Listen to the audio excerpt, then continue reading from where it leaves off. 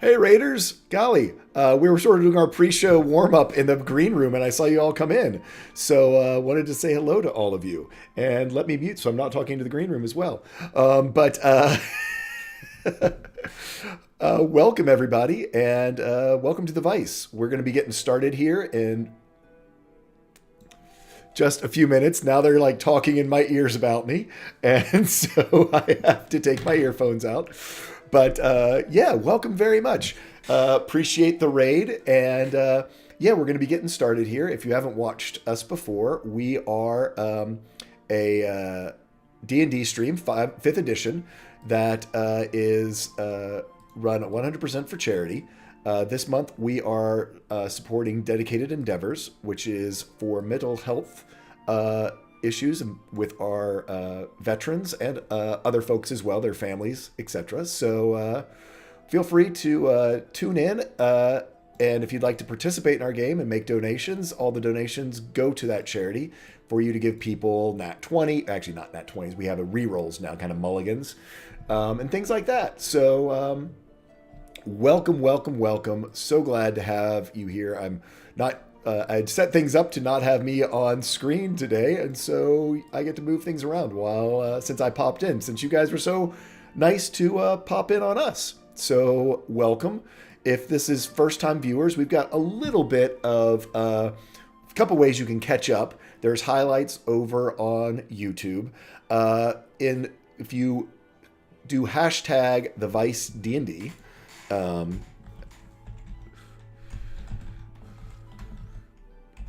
there's a little bit about each one of our players, their character, and kind of where they were going into this sort of arc that we're currently in. We're sort of in a very urban environment right now. We are in the capital city of the humans, known as Falcon's Crest. It's a big diplomatic city, and we are coming up on the Solstice Festival, which is where a lot of our parties' destinies have been leading them literally for the last 2 years of our campaign. So we've got a lot of things that have been building up in order to get to.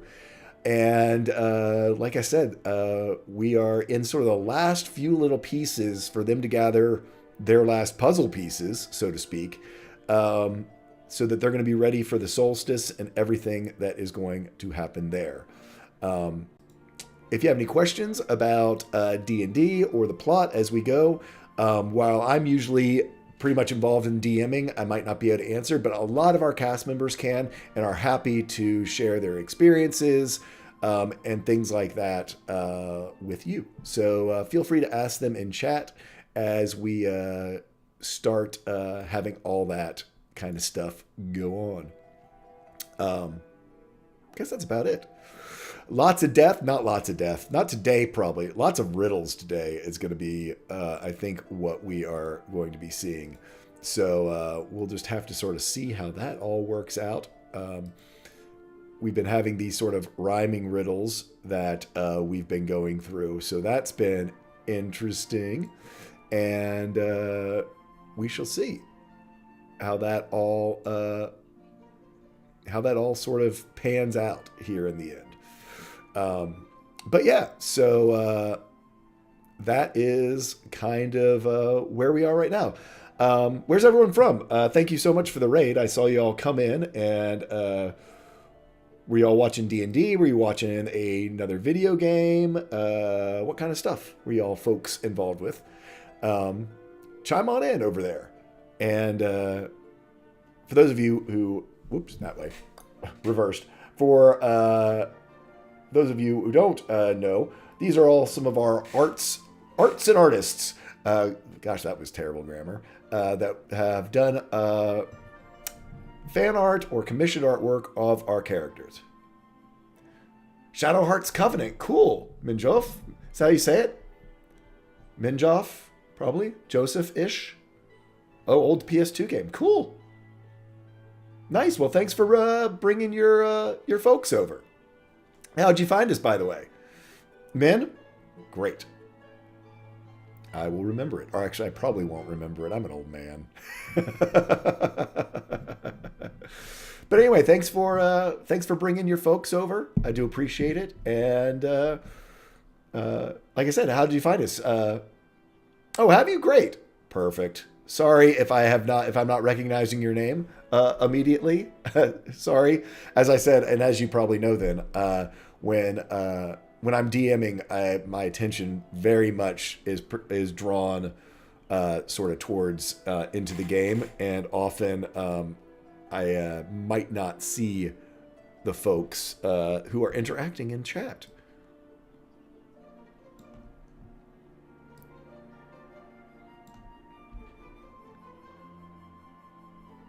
That's fine. That's not a requirement. Just come by, share a story when you can. That's what we're all about here. We are very relaxed.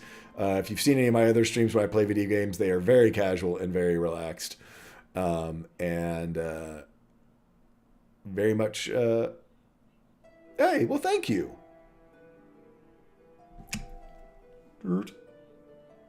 Big hand hearts out to you, man. Flexed out.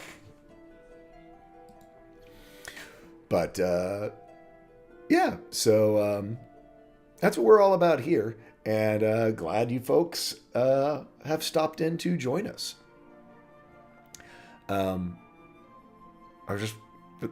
Hey, there's Mishimi following. Thank you.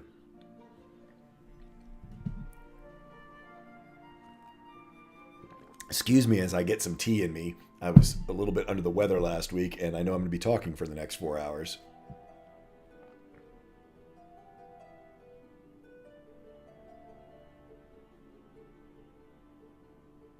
Hey, TV. Is it TV Mr. Rock? Or is it just TV or Mr. Rock? Oh, Soft J. Okay. Minyoff. Oh, nice. Or Min, as you said. So I know a couple of our players are Rock. Gotcha. So I know a bunch of our players are like snowed in under feet of snow. Are you all up north in the country, or if you're from out of the country, are you all having winter weather as well? Because we certainly have it going on here.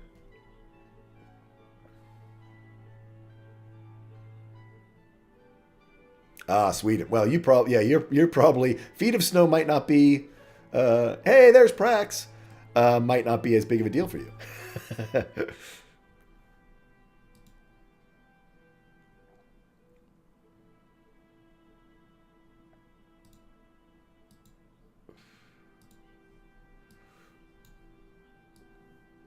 Sorry, as I'm still getting a few little last things set up here before we truly get this show going. We've still got one more player, our buddy from New Zealand, who has yet to call in. But I don't blame him as much as it is currently 7 in the morning there, so. Yeah, you did, Hawkeye. Yeah, I thought you were going to be in your meeting during this. Glad you were able to tune in, though. That's great. As always, if music levels or mic levels don't seem to be doing right, let me know. Our friends at Microsoft have done another Windows update that apparently has affected some audio and video drivers. So let me know, as things could have gotten moved about and me not really know about it. But yeah, so wow, lots of fun stuff going on. If you guys haven't checked out some of the sister D&D stations that are out there, I know Encounter Roleplay started their new season today, or this last week, just finished up their first week. Straticus Academy, which I am a huge fan of, I play on Monday nights. They started their new season last week as well. And yeah, there's lots of great D&D out there. Tales from the Grimjack, that you guys might know from, if you watched Learn by Play with me in it, you very well might know Grimjack. He was a player in that. He started up his own channel called Tales from the Grim.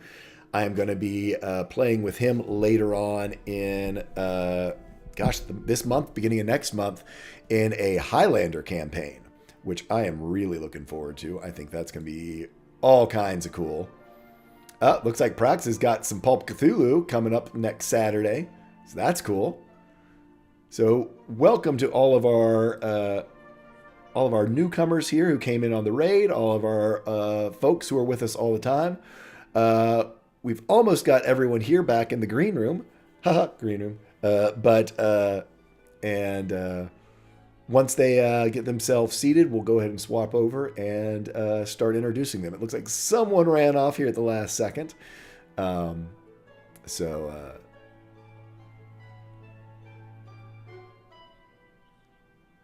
Oh, excited to do birds one. Sweet! Yep, in the end there can be only one.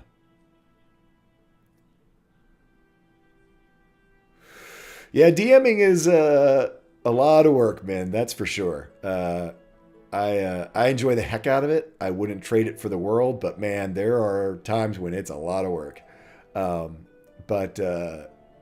Telling a story, there's just something magical about being able to tell a story. Hey, Tamlin.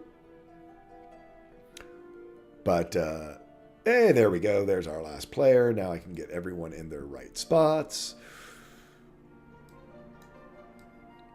And we'll be zipping over in just a second after I get folks all arranged as much as I can in studio mode. And I got a missing Burb. Oh, Burb just got himself back. Hey, thanks for the host there, Tamrock. Appreciate it.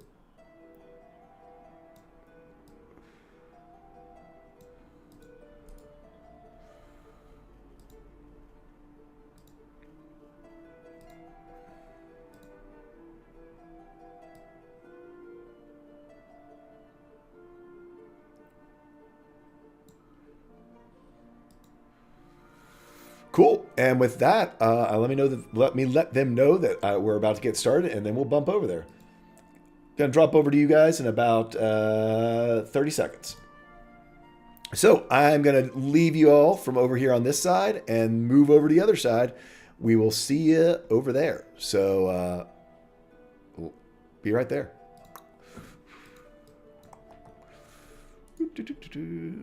Remove.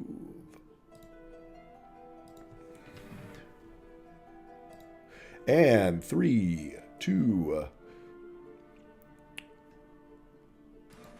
and we are live. Let me get myself some video on there. Ta-da! We are live with all of our players here. We lost a Vidar at the last second, but with all the rest of our players, because he had to be a cool guy and get the shades, because he had to, Jay. He had to get them.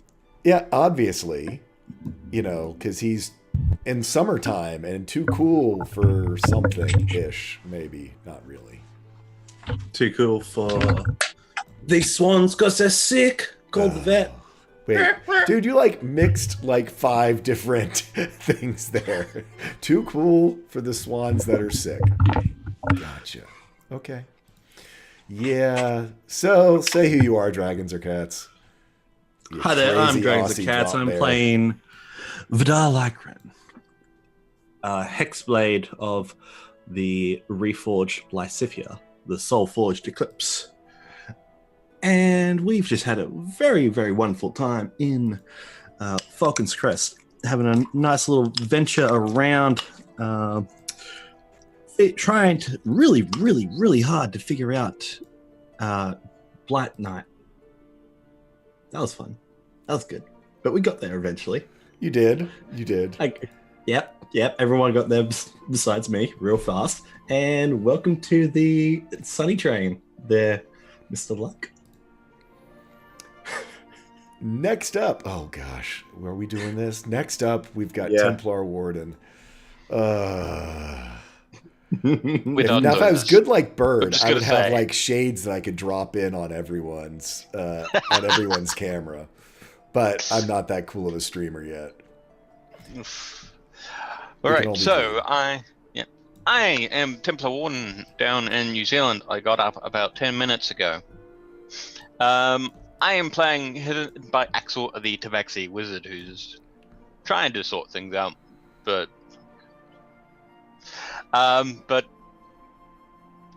Blight Night takes a session to get there. We'll get it eventually. You got there, man. You got there. Good thing there's everyone not here more like an rhymes to do today or anything, or the name of the episode is Eternal Rhymes, Riddles, whatever. Anyway, so next up we have, oh God. We've got Bird versus Plane. This is happening. Hey. I've lost control. It's your boy, Bird vs. Shades. I'm playing Iskatol, the half-elf bard turned gunslinger. And your girl is good and drunk. She and Celia had a little adventure the other day that was incredibly stressful. And gosh dang it, good guy, breaking out the suit jacket. Anyways, very stressful for the two of them. Iska somehow bluffed her way out of the situation that we've just gotten ourselves right back into. So it's not going to go great. Great. Oh no. And the diva has arrived, ladies and gentlemen, in Ninja 9. Hello, lovely audience. Have you missed me? I've missed you. I am Energy 9. I play Luna, Water Genasi monk/cleric, who's not drunk and keeping an eye on everybody. When mommy is not happy, nobody's happy. Truer words. Yeah. Next up, we have Good Guy Pie. Hello everyone, I am Good Guy Pie, and I will be playing Luck Gold Heart Adventure Extraordinaire all the way from Elevation Pit. And everything's great. It's not like someone almost got found out that they're not actually dead or anything, or that potentially my friend that I don't remember works for the same people that needs to know that she shouldn't be dead. And I like telling stories. Have I told you that? And next up, the ever amazing Tree-Hugging Druid. Hello, I am here. I am Tree-Hugging Druid. I play Celia Rolrin, our high elf rogue who's in a bit of a situation, but we're not gonna go there. Okay. Oh, wait. Ooh, she might be frozen. I thought she was just voguing a pose there for a second. So, greetings, youngsters. Am I doing this right? I am Tall Squall, and Hello, fellow kids. hello, fellow kids. I am Tall up, Squall. y'all? I'm your host, and I've got the cool glasses on, just like all of you. See? I do believe it is quite lit today. It is lit. I hear we're out on the Twitches and the Twitters. We're on the Twitter today and the Twitch, doing the streamers. So I'm really excited to be here doing the streamers with all of you fellow youngsters as we go down our lovely story here. You doing the Dungeons and the Dragons game thing using the 20 rolls, and yeah. So anyway, everyone, welcome to our channel and the 88th episode of Ice Double Infinity. Here we go. We are a bunch of dorks, cool dorks though today. But we're cool dorks today, and yeah, and we're telling a story here. We have been running this campaign for about 2 years now, just a little over 2 years. We do run it 100% for charity. You are more than welcome to donate, to give different items and things to our players down below. One of them is rerolls, which is always helpful. You can have chat inspiration, which is a D12, and lots of other things as well. As I was saying in the pre-show, we are supporting Dedicated Endeavors, which began as a charity for PTSD of our veterans, but now is for all mental health issues that affect some of our veterans out there. A good friend of mine, Dustin DeRoe, started it a couple years ago. They do lots of events around the country, including rucks, where you basically hike or march with packs, usually down on trails and such, in order to raise awareness and money, as well as a huge big fairy tale ball that is coming up in February up in Philadelphia. So we are super excited to have everyone tuning in today on this possibly snowed in day, wherever you might be, or other blustery wintry day, unless you're down here in Florida, then it's like 75 and sunny. But yeah. I look at you being all kid friendly now, Bird. I'm trying. So to catch up a little bit, as some of our players hinted at, it has been a tense couple of weeks here in Falcon's Crest. Lots of things have happened, but most recently, Iska and Cilia, as they were getting ready for Iska's big performance that is happening at the Solstice Ball, were out fabric shopping, and Luna found what she needed. However, Cilia wanted to try to get her Cloak of Elven Kind somehow made to coordinate with a ball gown. The person at the fabric store said, "Oh, we can't do that, but I know a place." It happens to be in the Underdark enclave known as the Night Barrow, where mainly there are drow, but also it's a general Underdark area of the city located below ground. Cilia, being a rogue, knew all kinds of interesting ways to find the entrance and get in there, and confidently strode with Iska at her side through the streets of the Nightborough right into this tailor shop, and pretty much upon arrival, with a good perception check, realized it was a front for the organization that she had faked her death for to try to escape, and she walked right in the front door. Things got interesting quickly. However, as Cilia's roles just fell apart, dice telling the story, Iska 3 for 3 or 4 for 4 matched rolls on insights versus deception, and was able to pull off their subterfuge and leave safely from the Night Barrow. Actually, and in fact, getting the item that they want will be crafted. So, on that note, they made it up above ground, located the rest of the party, and proceeded to go drink heavily at the Iron Gnome, an old watering hold of Luck Goldheart. He was there regaling those people with stories from his past, also looking out for a person that he had no recollection of, having it been a long night on Friday night. None of the party remembered them, as all of them had blacked out from drinking heavily last time here. Knew that he has a big pimpin' purple hat that he knew had come from a drow. They were waiting late into the evening. It's about 1 a.m., 12:30, 1 a.m. After regrouping, telling a bit of their tale, Vidar getting hit on, and then Cilia basically rebuffing. Yes? A branch just fell on someone's car. I gotta go help out. I'll be back soon. Okay. Iska's drunk and frightened. That works. So, as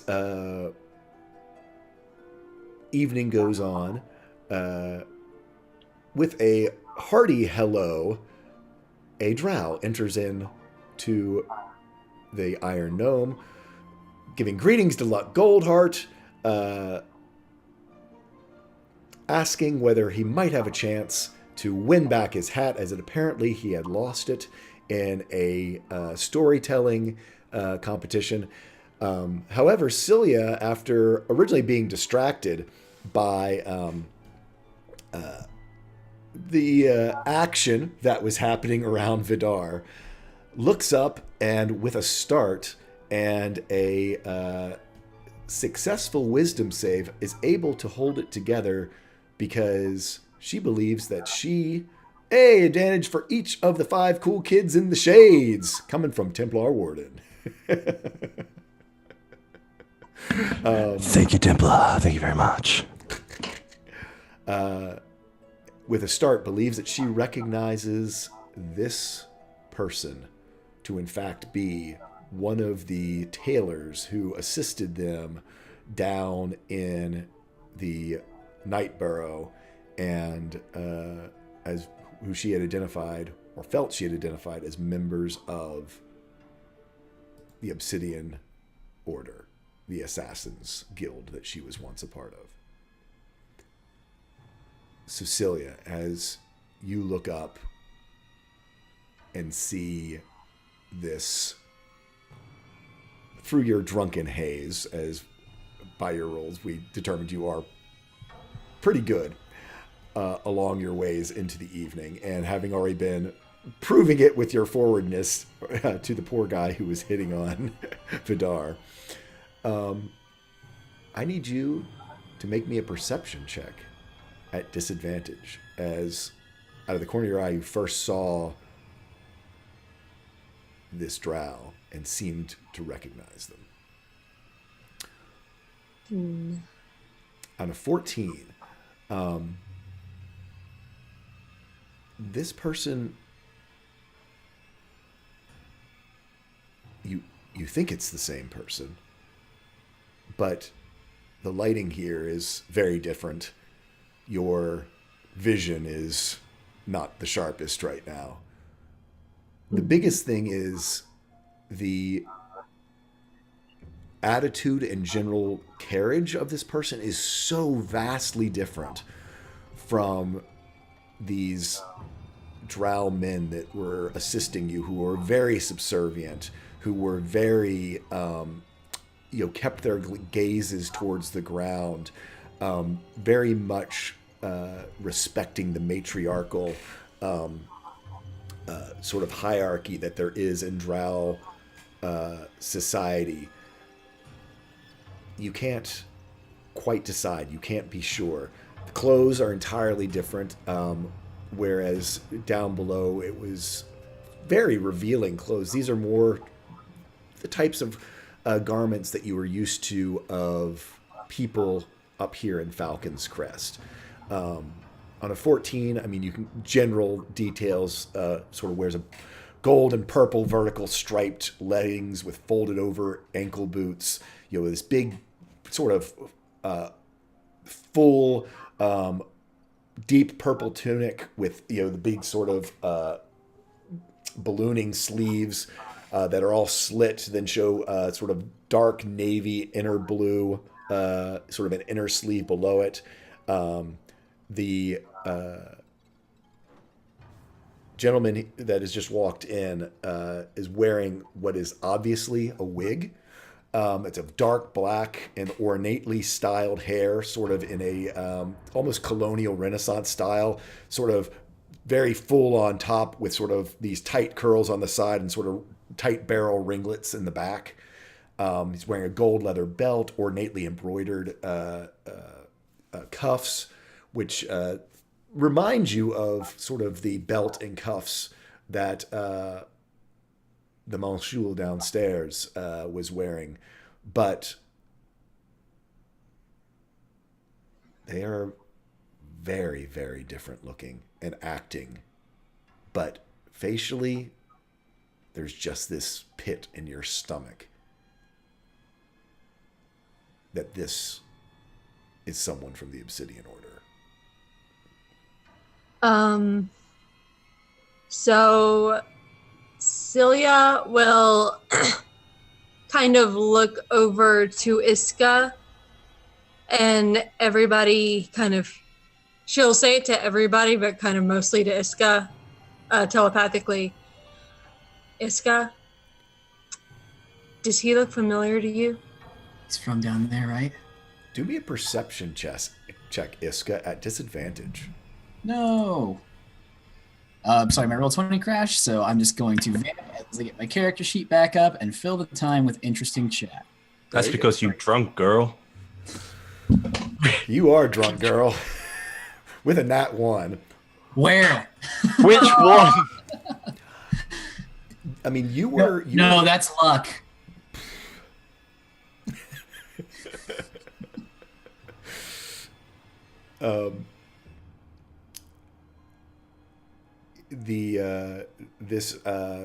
gentleman comes over, continuing to speak with Luck. You did receive the telepathic message, Luck. Just, my good friend, it is so good to see you again. Last time you were a few sheets to the wind, I believe.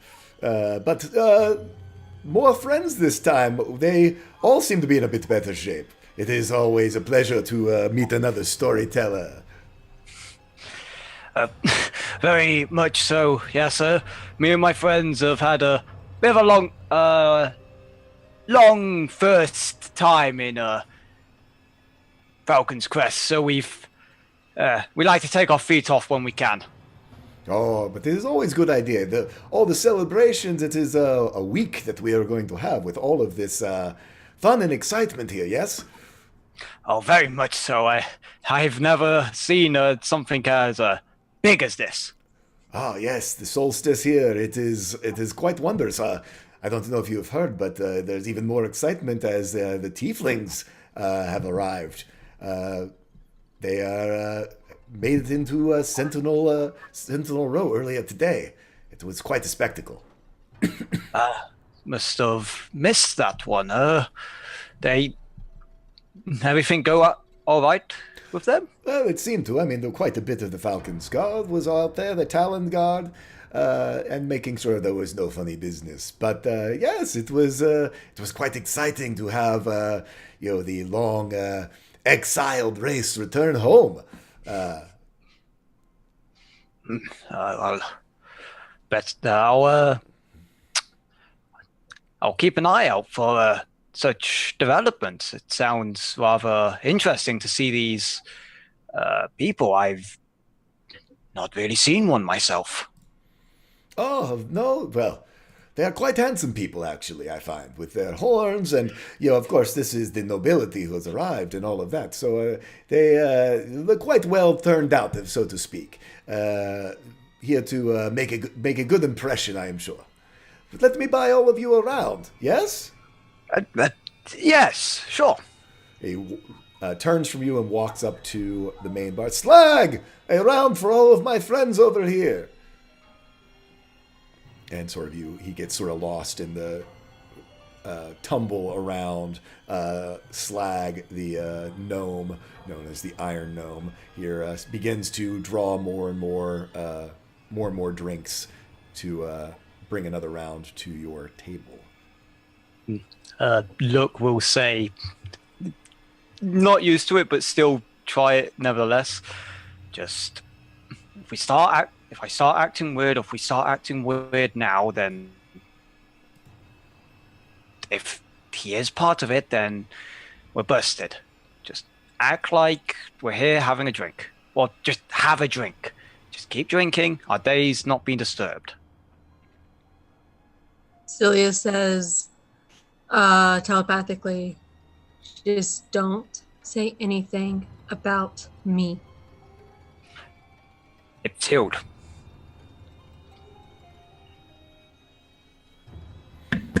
It takes him a minute or two up there to finally round up all the drinks, and actually kind of has to relay them back and forth to bring them over. But finally, go ahead. I intercept the drink as for the that's being delivered to Azme, and just grab it back. Be like, wonderful to meet you again. Your name? Sorry, I missed it the first time around, I believe. I was just last time quite drunk. Oh yes, of course. Where is my head at? I am Monsieur Malvert. It's very nice to meet you. Valvert. I am Malvert. Yes. Malvert. Yeah, Malvert. T is silent. Malvert. Wonderfully exotic. I've yet to meet one of your kind, actually. To be honest. Yes, we're not being absolutely trashed, and I mean no disrespect. Oh, none taken. I happened to notice last time that you were completely and entirely trashed. And with that, I'm just going to slyly put the drink in front of Celia and just like be in between the two. Very good. Just as I'm coming up, just like, yes. But of course, yes, yes. Last time it was a bit of a party. You had strange drinking games that you were sharing with all of us. I couldn't quite keep up with all of it that you were trying to do, but at the end of the day, I think it was everyone was just saying take a shot, and so we did. No, okay. That's coming back. That's coming back to me a little bit. Yeah. Well, the slaps game, the slaps. You slap to the left and you slap to the right. Okay. Yes, it was quite noisy, and there was lots of before. I think we were all just clapping when it was done, and there was. And that's the we point didn't care, right? And he lifts his drink and clinks your glass. It was wonderful to meet you. I'm not drinking too heavily tonight. I want to make sure we don't have another big night like that. Important business this week. Oh yes, well, I mean, there's so much to see. You don't want to spend half of it, recovering the next day. But as far as my heritage goes, yes, the drow is not normally seen outside of the Lightless Empire. It is rare at all. In fact, I am not 100% drow myself. My father is a drow, but my mother is actually a half moon elf, such as yourself. That's incredible. Yes. Well, it is to not be a pure heritage as a drow is puts you often in an interesting predicament, but I can serve my purpose here in such a wonderful diplomatic city such as Falcon's Crest. Makes me happy that you're progressing forward, even with anything against your people. Oh, well. And progressing in this light, it's wonderful. But also, at the same time, I've heard sunlight is not a real great thing for drow. No, I'm very new to this, and I'm sorry if that's rude for asking. Oh, not at all. Well, that is why you don't see us much in the daytime. And the Night Barrow is basically a nocturnal part of the city. It is like nighttime, during the day, and like daytime during the night. As many of the drow, of course, would not want to be out in the daylight. That is why I tend to frequent here after dark myself. I see. You get to see the cityscape. Well, wonderful to see you again. Come, we must see what other games I could probably make up for us. Of course. I mean, I won't be getting too involved with it myself, but I'll be happy to teach. Also, more stories if you perhaps lack. Well, I'm sure I've got though one. Luck has promised me a chance to win my hat back, so I think I might have to give Luck a run for his money. I mean, did you know that I was taught the common tongue by a unicorn? Come, and I lead him over towards Luck. You don't say. Yes, it was a while back. It was, from Balathera, in the woods of Balathera. I was exploring one day, and I just go on to tell him the story of how Ishkan learned common. Well, replace Ishkan with Da. Yeah. But how Ishkan learned common from the unicorn. I call goat poo. So yeah, what's everyone else doing? Is now Malver has joined you at the table.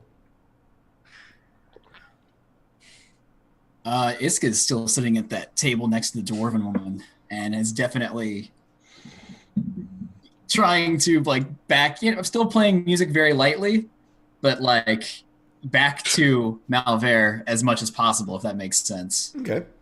Just basically wanting to keep her face away from his eyes. Gotcha. Luna, Axel, Celia. Keep an eye on him.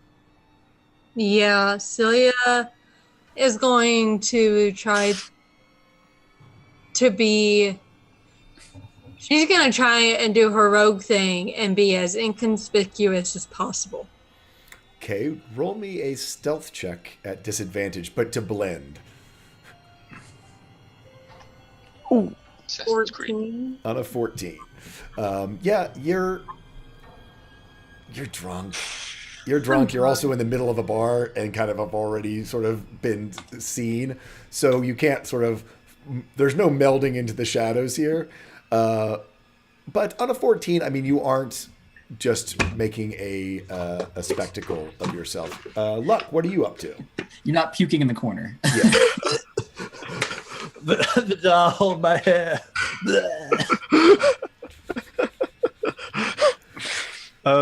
Looks probably taking a firm seat next to a Melver. Malver, yes. Melver. And he's the hat's sort of in the center of the table once again to sort of signifying the challenges awaiting. Okay. And he's staying friendly with him. Very good. So Vidar's telling a story. Axel, are you up to anything? Sort of Axel's sitting off probably on the same table on the far side, but he's sort of just keeping to himself and buried his nose in a book. Gotcha. So he's probably got the histories out, actually, and is reading it across the table, keeping an eye on everything. Yep. I think he's still got the wine from earlier. Gotcha. Yeah. As a note for everybody, I did put the Sylvan Histories unlocked to everyone's, figuring that over the course of the week that if people wanted to pick them up and read them, they could have, as they were sort of in the room at the Windward Star. So if other folks who originally it was just sort of Iska, Axel, and Vidar who had expressed interest, but I've opened them up for in everyone's handouts, just as a note. So, things after that sort of original shock, things seem to sort of get back normal here in the tavern. Luck begins to tell a story, I assume, as he's warming up. Malver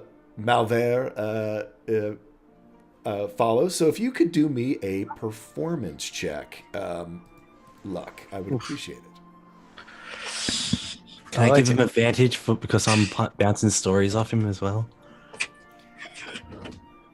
Wow, would that be advantage or disadvantage? We'll call it a It's flat. We'll call it a flat roll. Fair. God damn it, Vidar! Yeah. He's ruining the flow. Yes, Vidar keeps trying to expound on the stories to keep this person that you're not quite sure what their status is a little bit distracted. So I'm incredibly awkward. yes. And on a 15, Malver tells a wonderful tale of love and loss and adventure from the Underdark, as a group of adventurers delved deep into the Underdark, chasing elusive treasure from hidden and undead kings. It was everybody. The bar sort of gathers around as this sort of playoff between storytellers happens, and Malver, after finishing, sort of looks over Vidar, knowing that Luck was distracted a bit in his, and just trying to maybe engage but also dismiss Vidar from the storytelling competition. Is like, so, and you obviously are not from around here, my friend. So what is it that you do, and what brought you to Falcon's Crest? Looking at Vidar. I'm somewhat of a far traveler, you see. I originally came from west, up around north, around Balathera, and just decided to make my way in and around, see the world, And when the solstice came around, and I joined these friends, joined Mr. Luck here, it was a great decision I made. Very nice. That is it is good to adventure and to travel across the country. And then he looks over to Axel. And you, my Tabaxi friend. We don't see lots of Tabaxi certainly hang around very long, but once in a while come through town. I'm traveling with my friends here. Traveling around. I came here particularly to take a look at the Arcanimisca, magic and all that sort of stuff. But I've just been traveling. I came over from Mist as well. Very nice, very nice. So all of you come together from over west, came through the Vice then. Yes, a while ago, a long while. It was about a year, year and a half now. What, through the Vice? Oh, are you lying? Yeah. So do me a deception check. I would say around, about a year, just a little bit over a year. We got a bit lost. Gonna use an advantage on this too. You can do so. Thank you. Deception, go. Deception, go. Nice. So, yes, we originally met on the outskirts of Balatheria. There was a wonderful performance going on. I met Mr. Luck. We shared some stories. And then just on our travels, we came across a wonderful learned companion here. And we've stuck together ever since. It's been it's been a wonderful year getting to know each other. That is quite wonderful. So, when did you meet up with the rest of your friends here then? A couple of pub travels and coming back and forth from each other. Yes, I've seen how you can make friends in pubs, my friend. Oh yes, there's been a bit of that going along as we're just traveling around from here and there, but it's just there's a lot of noise going on in the world. I mean, I've come to Falcon's Crest myself to try to make a name, but I'm not too tied up in politics, you can say. That is always for the best. And looking to Luna, what did he roll? Looks to Luna and sort of gives a slight nod and a bow. And She's going to assume it's because of the hair. goes, it is very nice to meet you. Give my regards to Madame Veronica.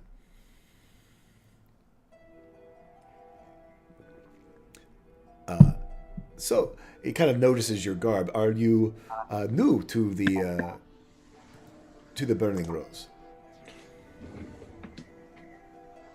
Yes. You must be quite special then, to have such a high honor placed upon you.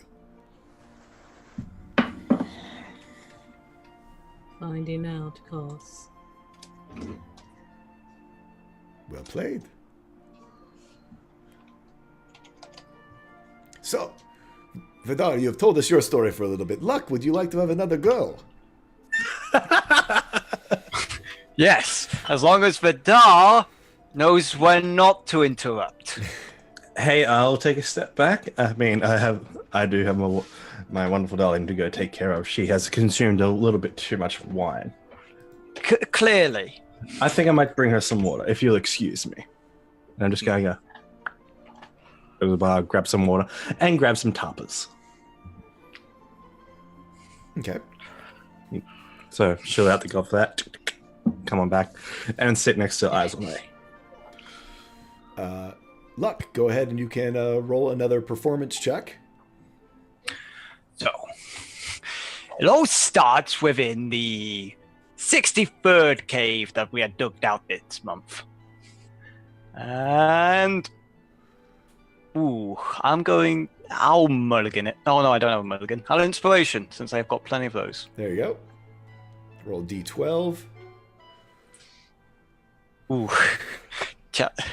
So, it's not your best. You were a little bit rattled by, trying to act normal but not act normal. So some of your boisterousness, which usually comes across, it's just kind of lost. And so, let's see. He begins another story of the Underdark. Speaking of, deep below the Emerald Highlands, you have to understand, is where the true heart of the Lightless Empire is located. And on a 16, yeah, he's got you. And he sort of goes, well, that is 2 out of 3, I believe, my friend. I think you need to pay up. And he puts on, you see he has this hat, all but perfectly matches his whole outfit here. And he looks over and sort of, as Vidar is arriving back at the table and beginning to set down things, looks across at Cilia and goes, "Oh, my dear, you have gotten into something. I can see it all over your face. You look as though you've seen a ghost."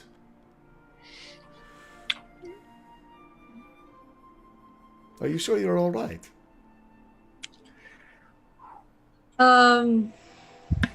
Isolme looks at him whenever he speaks to her.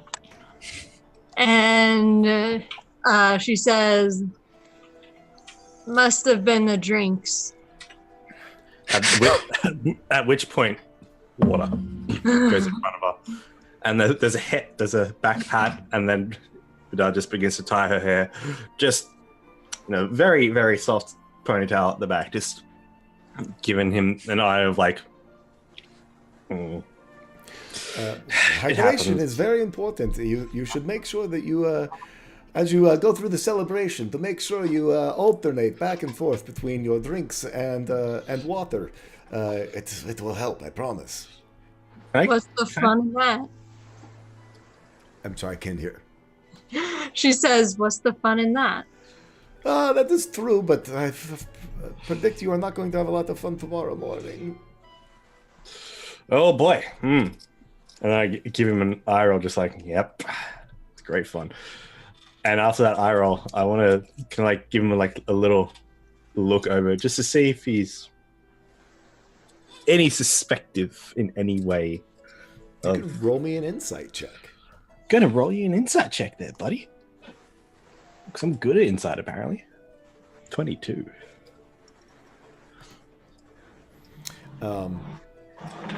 Is he leading on that he's getting a little bit too familiar, or did we lead anything on from last time? He seems very familiar with the group, but he's not. He seems to be a very outgoing sort of, charismatic guy. As he asked Cilia that question, there was not any sort of inflection or intonation in his voice that make you think that he was saying anything other than just a colloquialism. But the ghost thing was the main thing that intrigued me, so I was just like, are you giving us a slight hint? But that was after he said that was why I gave him the look over and like the just a little bit of an eye stare, and then I just go like, don't worry, she'll be taken well off and cared for. There'll be a bath run for her tonight, obviously, just to make sure we're all nice and clean. A bath? Wow, you must have quite the accommodation to have running water. What can I say? I'm Vidar Lycra. Perhaps we're all something special. Nope. Just I'm gonna give him the name of another nice place that we've bypassed on the way to the Windward Star. Okay, so give me the name of a nice place that you've passed by Mr. Vidar Lycran. Ooh. Can I make a check to remember a name to legitimize the fact? Yeah, what name do you give him? I give him the cutscene where I go to the Stop. Where I go to notes and panic because the DM's like staring at me. Hey, role players! Hey, Tia, that's your new name. Woo! Thanks for the donation. Appreciate it. Thank you. As you get to stall for poor Kyle. Quickly, can he find his notes? Everyone's notes. Oh, what does Google Docs take so That long to DC load? gets higher and higher the longer you stall. No, don't do that. Don't do that to me. It's not my fault. The Google Doc is 18, 20, 24, 26 pages long. So DC is 30. All right. I give him the name of the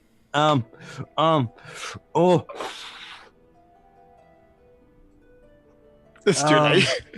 It's yeah. All right. So Sorry, I Kyle. I didn't write down the names of every hotel we passed in the city because I didn't think it would come up at a It's relevant. not like we have a character who literally mapped every place they've gone to. I go. Ah, the name. It was the. And I look over to Luna. Thank you, Alicia. I go. So, What's Luna, roll me a history check. I will let you actually roll a history. Actually, I'll let you roll your cartography tools check to see Thank you. how detailed. Yeah. See if she's noted any hotels. What was the name of the place we're staying at, Luna? Yeah, Luna pops right out and says that y'all are staying at the residences at the Cobalt Cloud. And Cobalt Cloud. See, there's so many names in so many places, and to be honest, I did not book it. do That's me a deception check at disadvantage. It's why we have. It's why we have the wonderful mistress with us here. Deception. Okay. I'm pretty good at and this. disadvantage. 22. That's not too bad. I'm on a roll. I cannot believe you are being rewarded for your bad behavior. Yeah, I can't either. It's that Luna buff, man. It, hey, It's he that got. He Luna. was Luna lucky he saved got you. something. He was not. He Luna was going to has my fail back. regardless. Luna has saved me multiple times. Yes. And he looks at you and goes, my friend Vidal, for someone who's not drinking, it is probably a good idea for you to know the name of the place where you are staying at, especially if you've been in town for as long as you say you have. Yeah. We've gone for a couple of establishments, to be honest, but most of the time I get blackout drunk, and as you can tell from a couple of hundreds of years of drinking, it's not what it used to be, unfortunately. Oh, isn't that the truth? Celia's gonna stop this. He just looks at Vidar and says, "Honey, I don't feel so good." You are going to have to excuse me real quick. It Come is on, getting maybe we should. God, Oh, it's yes, getting- of course. It's still early for me, but obviously it's far later for all of you, especially if you've had a busy day around the town. Yes. Good travels Come to on. all of you, and Mr. Goldheart, it was a pleasure telling stories with you once again. Still got a few questions for you, actually, but Oh, of course. you lot can go ahead. Yes, I think a few of your companions are done for the evening. Very much so. Celia grabs her stomach and then runs outside. Now you're really going to have to excuse me, and I go chasing on after her with some water and just go running. And he just turns the door. See the kobold. Okay, so the two of you guys are out. Luna, Iska, Axel, where are you staying or going? Do you stay or do you go? So Lux said out loud that he has some questions to ask. Mm. Iska will do telepathic link to be like, just keep his attention, and I will slip out when he's not looking. Mm-hmm. Okay, I will say that you're able to time this, but still go ahead and give me a stealth check at advantage, as you have plenty of time to time this, and you're at the other table with the dwarf. So, on a 19, Nice. you are during the course of the conversation, you are able to slide out. Let me just. No, he's distracted. He's gonna be questioned. So. I mean, roll it if you want to roll. No, I'll let it. Well, let's just see. So in case there's a nat 20 that comes up. You say it! You bloody say it, and it happens! Okay, hold on. Here's the thing. You said he's distracted. When Luck was distracted, he had disadvantage. That is fair. 20. Tell you what. Let's see what Luck's questions are to see if they would actually be distracting. All right. So, Mavir, someone as esteemed as yourself clearly have a gift for the tongue. Did you? That's what she Learn? said. Sorry, I had to do it. It was right there. He was a flamboyant guy. Look has that face of like he's never heard this phrase in his life, and it just hits him like it's throwing dirt. It's throwing dirt at a wall to him. Yeah. Okay. And But- on a 7, he went for the punchline and missed Iska. Thank God for bad jokes. Joke saved you, bird. A bad joke saved you. I am rewarding him for bad behavior. Always. See, we should appreciate Alicia more. To misbehave. You're welcome, guys. So So did you learn these talents anywhere? wait, the tails? Did you say tails or tongues? The tails. The tales. Oh, they are long of stories that we've known all around the Underdark. In fact, the Lightless Empire has many tales. Adventurers used to, how should I say, visit often, and a story always seems to arrive with them. What is this lightless empire? It sounds pretty large. Yes, to the south, underneath of the Emerald Highlands is the main area of it. I believe most of the overworld recalls it as the Underdark. The Lightless Empire is where the Drow have exerted their control to bring some sort of civilization to large tracts of the Underdark. So it's not safe. Safe is a relative term, is it not? Some would say Falcon's Crest is not safe. The Vice is not safe. But people travel through all the time. I don't think the Vice is up for debate on its safeness. Well, okay, I will give you that point there. And you just pick them up like anyone else?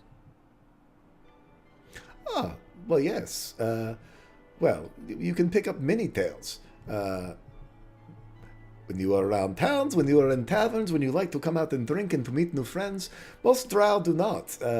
I find that in my business, it is quite a benefit for me to be able to make friends and hear their stories and set people at ease. What is your business?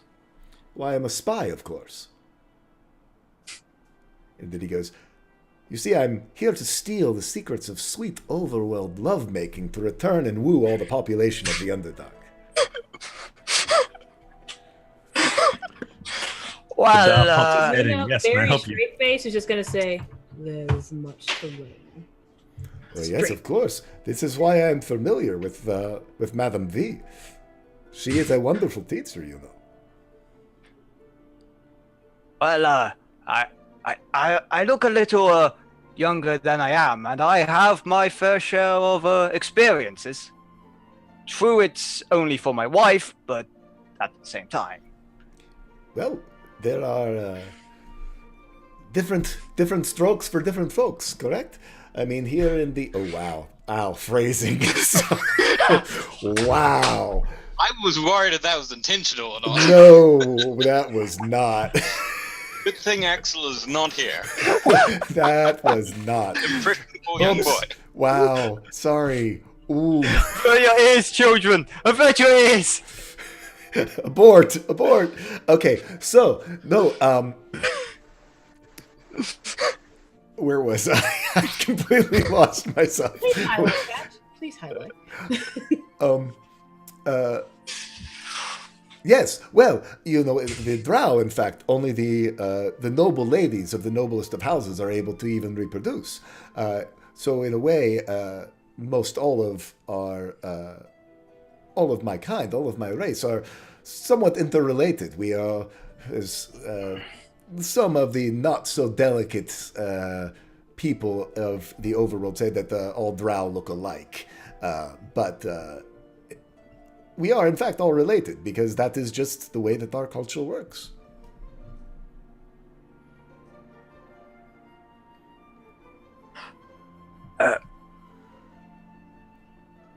How does your culture work? It is a matriarchal society. The women have long, long ago, in ancient history, control our world. I mean, they are the ones who are able to reproduce. So, of course, they should be the ones who have the power. They have the gift of life. I'll...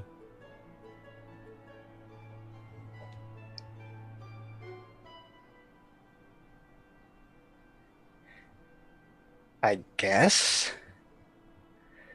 That is... I guess that's the way they do it over there. Well, yes, it is. It works for us. It has worked for millennia. Okay, The Empress That's- of the Lightless Kingdom, she is our true mother across. Of course, her nobility, it would be a bit difficult for her to populate the entire culture, our entire civilization. So she delegates to some of the noble houses to replenish us. But we are elves as well, so we live a very long time.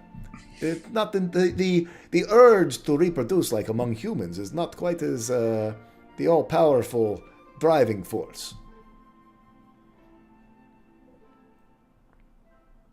Reproduction is not always the cause. He bows, realizing we've Ooh. touched upon a subject, and Oh. says, "My apologies, my dear. I meant no offense."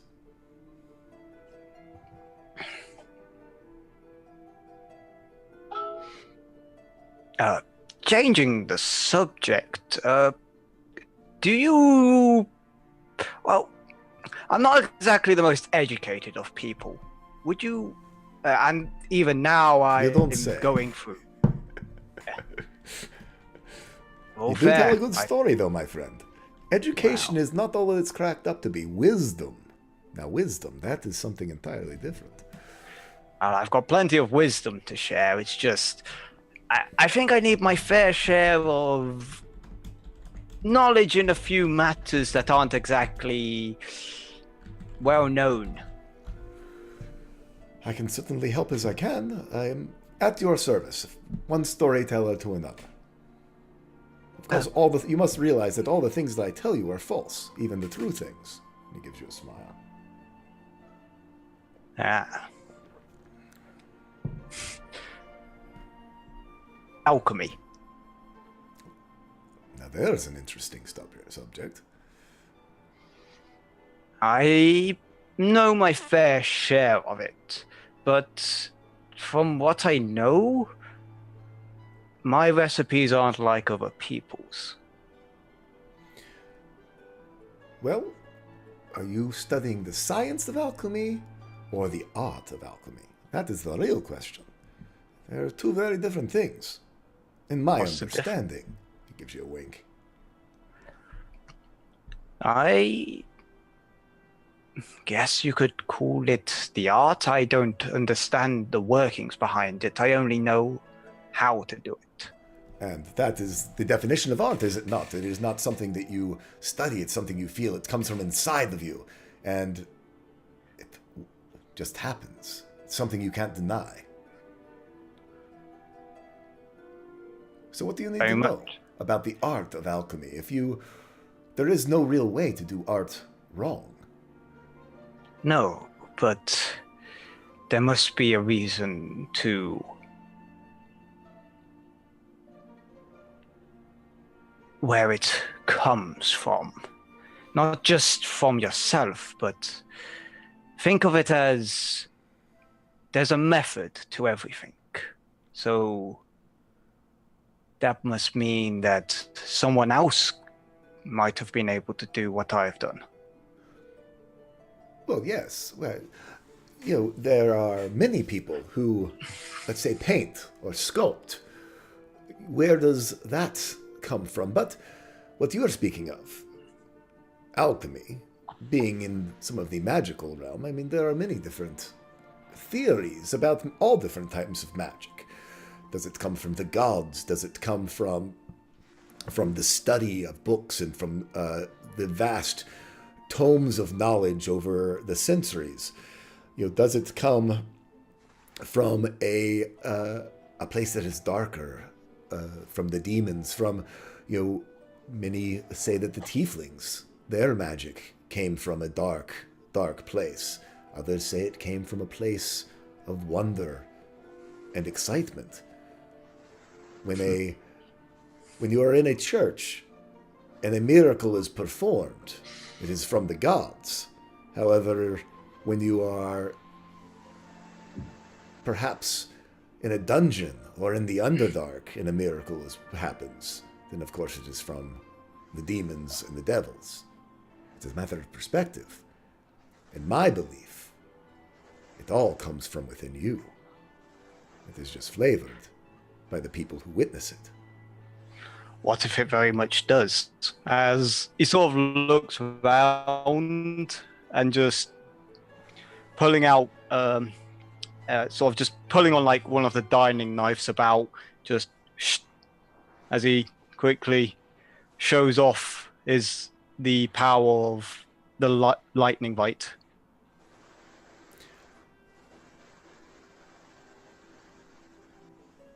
Let me do an insight.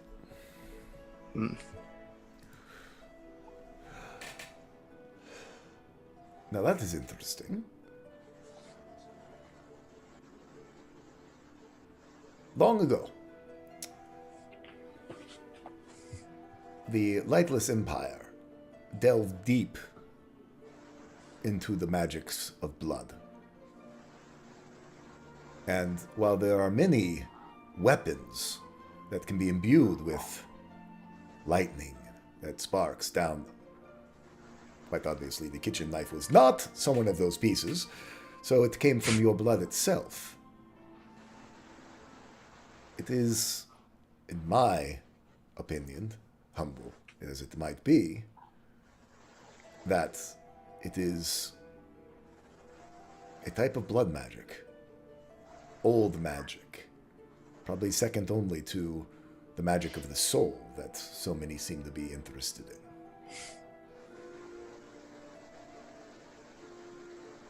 in.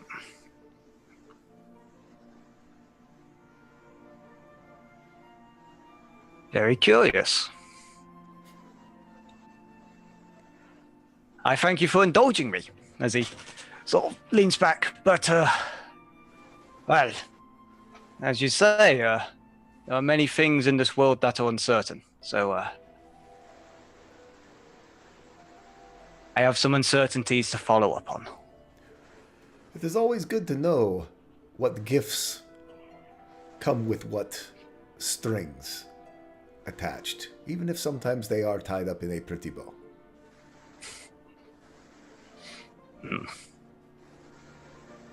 I bid you adieu, my friend. I have other establishments to visit and other women and men to woo and stories to tell. I wish you the best of luck. There you are with the luck pun again. I like that. And he gives a deep bow. Monsieur Goldheart, it is always a pleasure. And whoever's remaining, I guess, Luna, he gives a bow to Luna, just with sort of a silent nod. Axel, did you hang or did you leave? Yeah, he pretty much left at the same time as Vidar. Okay. So he strolls out into the darkness. And again, as always in Falcon's Crest, it is foggy after dark. So pretty much enveloped by the fog within moments of stepping out the front doors of the Iron Gnome.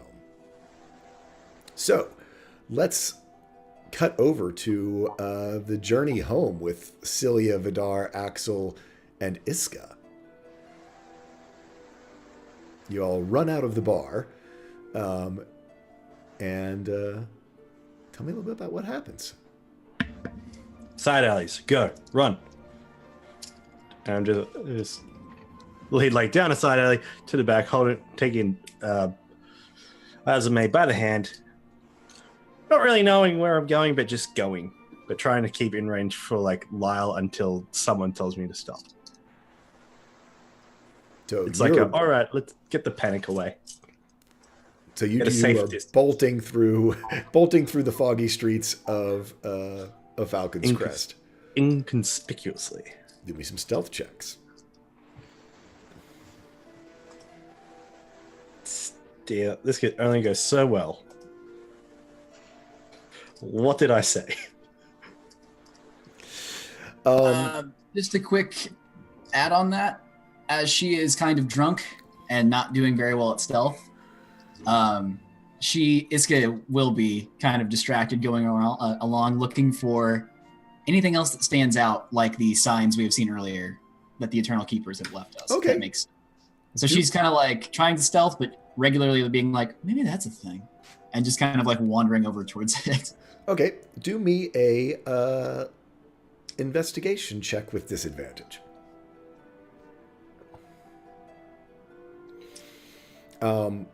You stumble along down the Stoneward Rush, this sort of big thoroughfare, sort of the Champs-Élysées of Falcon's Crest.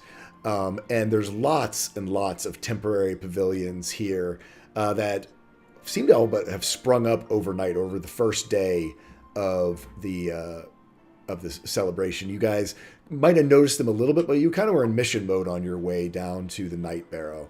And so it seems like even more might have been set up earlier in the evening to now open up tomorrow. And as you sort of bump around, you go like past a couple, it's like you hear there's a citrus shop.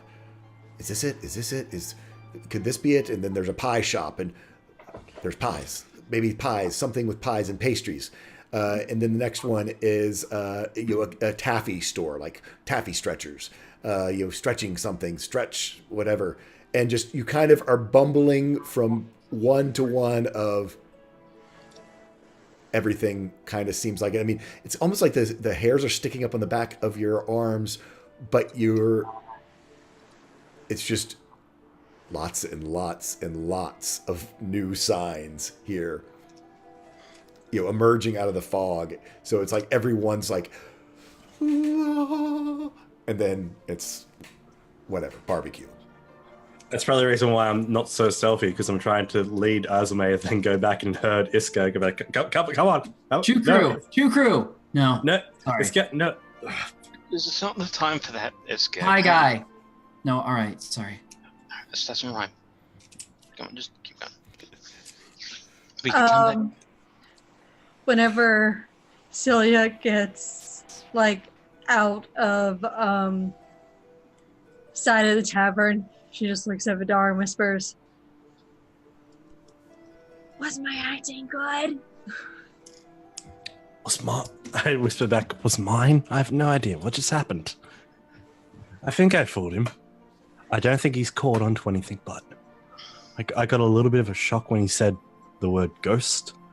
I thought that was him being subtle about something, but I don't believe it was. I think it's just being polite and concerned for your well-being.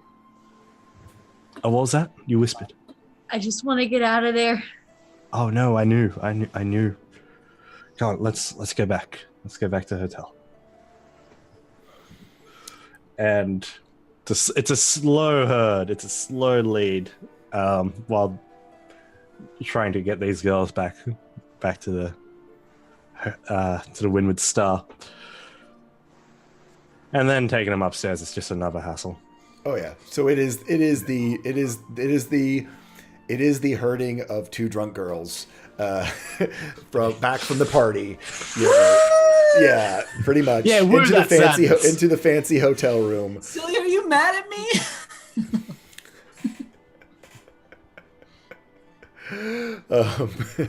Now, Axel, would you like to go into the ring, or should I pop these two in? For some silence. No, it's fine. It's fine. Okay. Okay. So anything you guys would like to do before, I assume, turning in for a long rest? We have two people not in the right kind of mind to really do anything other than taking a load off. But I will, if once we do get back to the hotel, I will make them some tea and get some cups of water by their bedsides. So yeah, you prep for a long spinning night for these two.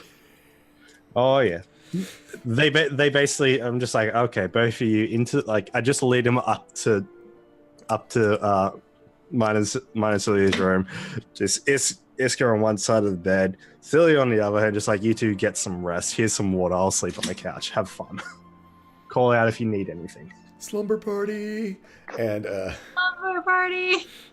there are lots of pillows. Just it's one of those fancy hotels that has like 6 pillows on the bed.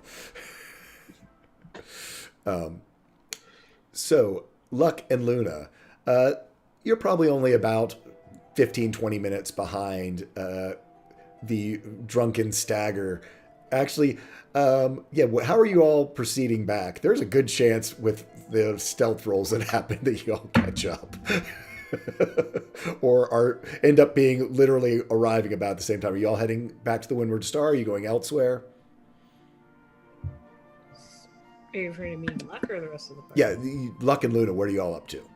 So Luna's actually going to make sure to make an appearance at the, Cobalt Star? Cobalt Cloud. Cobalt Cloud, in case What's-His-Face wants to check in to see, like, oh, have you seen these memorable people? So she's going to make an appearance there real quick. Okay. Yeah, it's pretty much, it's about just on the other side of the overhang district.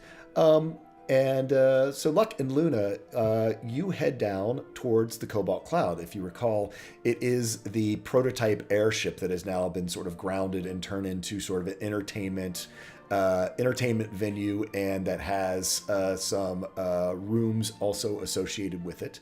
You guys go and do me some perception checks.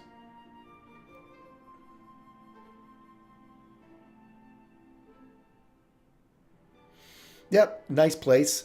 And you guys can sort of poke around, sort of, do that sort of conspicuous up to the front desk type idea. The doorman saw you, all those types of things.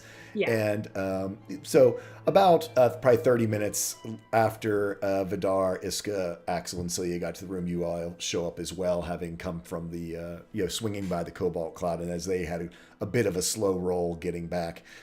Anything you guys would like to do before turning in? Did me and Celia train yet? Celia is drunk in bed. I know, that means I can win right now. Yes, she's currently taking Iska in the way of pillow combat. So When they enter the room, after they see the wonderful bronze tree statue, they see Vidar just in a dressing gown and a cup of tea, and just go say hello and go, the girls are upstairs. Well, Quite well drunk.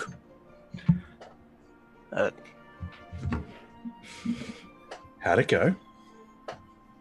did fine. I don't think he'll be suspicious of anything. Wonderful. Well, I'm going to rest out here, so just going to... If you want to have a cup of tea before bed, you're more than welcome to join. Well, Luna, you didn't get your training in with your sword, right? I did not. Then I'm always up for a challenge if you want to join in. yeah, we could split it amongst ourselves. I used to do training with my son all the time. Ah. You know, I know a wonderful spot where we could spar. Away from... instead of making noise and possibly breaking anything up here. You're just worried about the tree. I am worried about the tree. Please excuse my tree. I am concerned. Well, let's do it here now. Train right here. And you know what? I'm on your side. I just figured training by the moonlight would just be a bit more exciting than in the hotel room. It's more well lit in here. Ah, that's fair. Well then, Lyle, my friend. And he summons Lyle from beyond. This guy, just a nice little flourish and a bow. And go, shall we? Look, pulls out, sort of puts his pickaxe to one side and pulls out the wooden sword that hangs by his waist. Very much so. Yep. So you can do me some. Each of you, Luna, can do 3 attack. Well, we're gonna do it this way. So first, Luna against Luck. So Luck and Luna do combating rolls. Okay. Ooh, we should train in flanking tactics. Y'all don't get pack tactics. We're not wolves or kobolds. No, I know, but also, like, just a suggestion from Vidar is like, okay, if someone's fighting up front, don't go to either side of the opponent. Work your way around and try to get them from behind. What I tried to do. Don't worry. Yeah. So with 25 and a 22, Luna, having not truly been trained completely in her longsword, she holds her own pretty darn well. I mean, is showing a really high level of expertise here. Roll against each other again. Okay. Ooh. Ooh, and look at that. She disarms me. Yeah, totally disarms you. Now, you are using a wooden sword and not your pick, which is a little bit different. It's also, you are all but a different person since training with your son. But yeah, Luna's getting good. Like, really good. Remind me, do we already have you at half proficiency? No, this is without proficiency. Let's do one last... One more go, something like that, and I think... No, I'm sorry, I take it back. That is with proficiency. That's with strength base. I was thinking it was dex. Okay. Okay, so I've got you at half proficiency, or already proficient in the longsword? I have it as proficient already. Perhaps that's incorrect. I think you're supposed to be at half proficiency, but Okay. regardless, you got a nat 20. And let's go ahead and do this last attack. That's You'll have one. advantage One or in this two if because it's of the at half 920. proficiency. Because of the natural 20, you'll have advantage on this. Ooh. Okay. Come on, high roll. Ooh. Ah, so close. Close. Having held your own again, and with the nat 20 and with your... well, and actually, yeah, to roll them equally as you've been rolling, you would have matched because you were at the +5 and that you went ahead and dropped yourself down to the +4. So regardless, where I was going with this is... with all the training you've done, literally for the last year and a half through the campaign, we will say that you are now proficient in the longsword and can use the elven wooden longsword. She just needed someone. She just needed a new partner for once. And Celia did a lot of heavy lifting along the way, I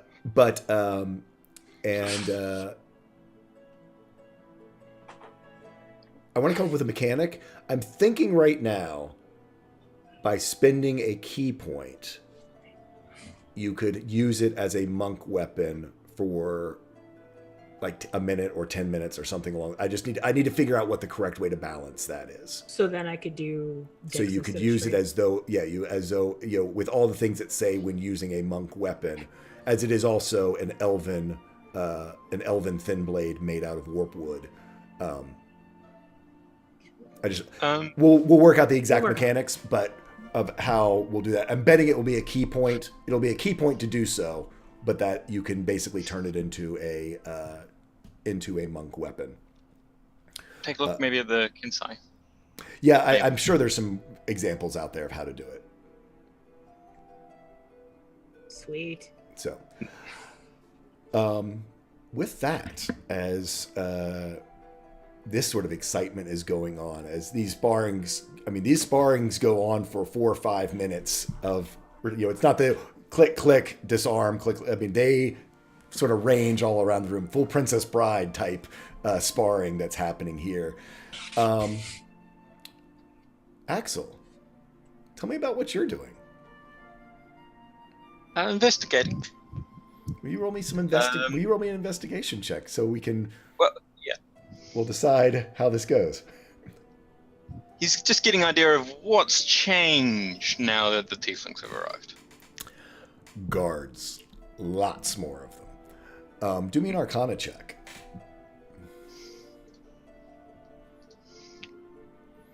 Oof. I'm gonna luck roll that. Okay.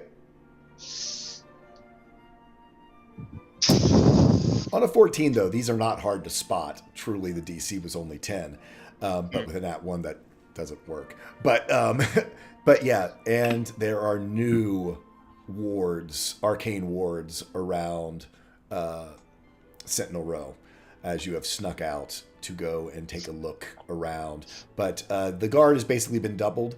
You do see some more additional guards up on the walls, and quite noticeably, almost as a sign of a show of power, a show of whatever, some pretty serious looking wards and runes around the gateways and entrances into Sentinel Row. Can he get any sort of idea of what the runes do? Alarms, precautions, spell blockers? You do notice that some of them are invocation, so these are not kidding around. And then there are some also that do seem to be protection and sort of nullification. I don't know off the top of my head. That's right, yeah. Protection and nullification, yeah. Yeah. Sort of once he's got a sense of what's changed, he's gonna head back. Probably spend about an hour hanging around there, so by the time he gets back, visibility is worn off. Yep. So yeah, your invisibility drops about the time you get back to the Windward Star. Anything else you'd like? Is that where you're heading? I'm sorry. Yeah. His things are heading. I thought you made a weird face. Anything else people would like to do before turning in? Luck, Luna, Axel, Vidar. I do congratulate on Luna on her sword play, and turn like and say, "You must be careful, especially from the other day. She was quite mad at you, good friend." Oh, you say that to Luck. I thought you were saying you said it. I said it to Luck. Okay. No, sorry. Oh. Yes. Assuming they were both in the same room. All right. Yep. Well, gives her one more thing to take me down if things go bad. Yeah, we're going to need to talk about that in the future. Probably as a group. Rasat was scary. That thing had I cut that thing's tongue off. That tongue, whatever that was coming from it, that was disgusting. That bone-like creature. Yeah. Heavy talk about it. Anyway, go rest. I'm going to go bed. Yeah. So, you guys can all turn in and get the benefits of a long rest. Well, unless we're going to go ahead and jump to morning, as it was quite late when you went to bed. So even our elves, you might be up a little bit earlier, but it's certainly the next day has dawned. For my two heavy drinkers, Iska and Cilia, I do need some Constitution saving throws, please. If it helps, in the by the time morning cracks, I've already got tea made and ready. Got breakfast ordered. Got the whole shebang. For the most part, Cilia, Iska, you guys are feeling okay. Blessedly less hungover than you thought you'd be, whether it was the adrenaline, whether it was the fact that you drank heavy, you sort of front-loaded. For whatever reasons, you wake up not horrible.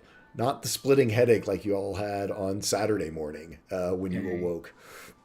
Either I'm still drunk, or I'm getting better at this. I think I'm getting better at this. So Celia looks at Iska and just like pats her on the shoulder and just says, "You're doing good, kid." She beams with pride.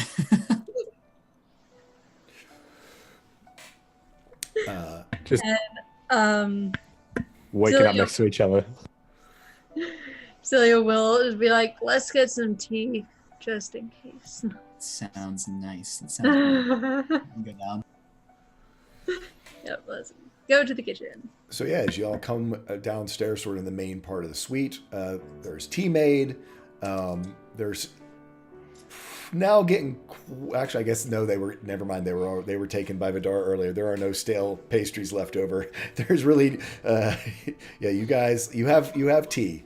That's about it that's left in the room at this point. Axel, Good morning, you two. Luck. What are you guys' plans for the day? Everyone.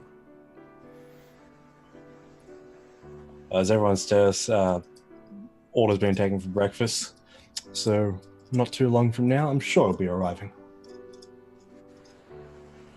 How are you two feeling? Like, how are you feeling?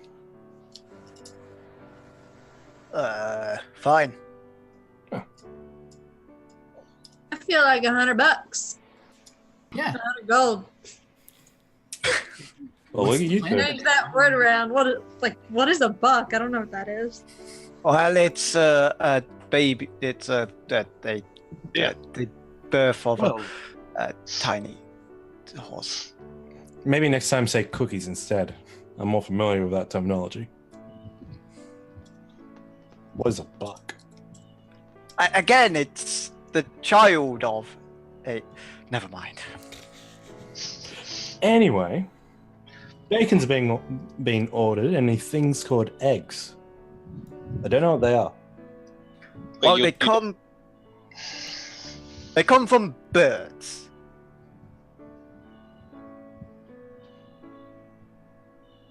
Mainly chickens.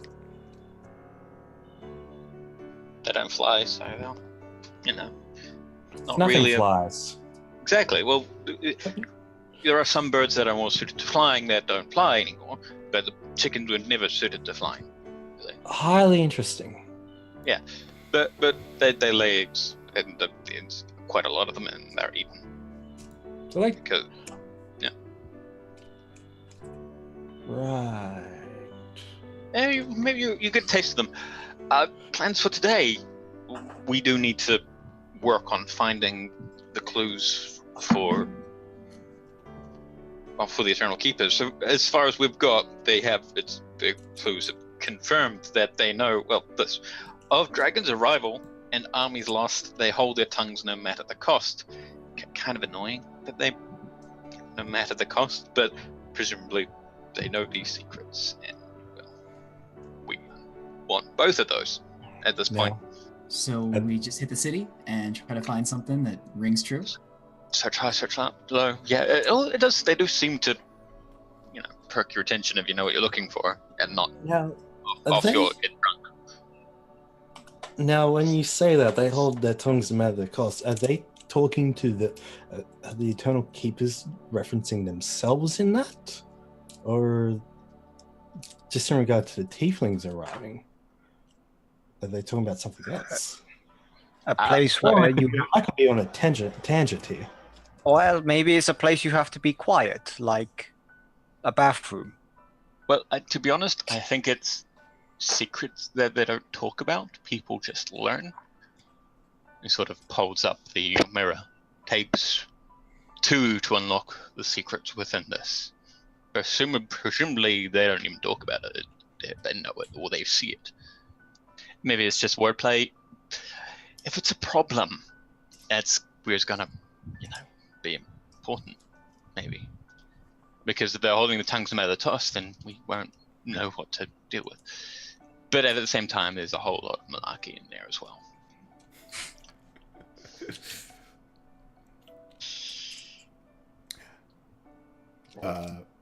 We found, we do have one more. Wait, 5 names to be found. How many have we got?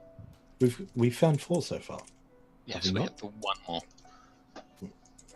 Really? I think so.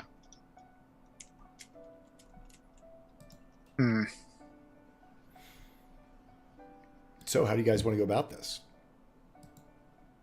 I mean, Correctly. yeah.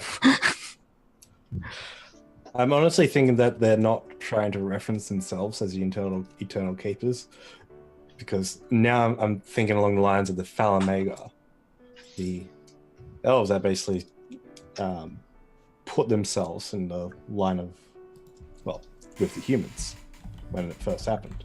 I mean, I could be talking out of my butt. Justice, yes. Hashtag justice. Oh Cool. no, Justice! Oh, silly. Maybe it makes sense that there is a connection between the Hamega who don't speak of these secrets and the people who are businesses to keep secrets. There's Well, probably a connection there.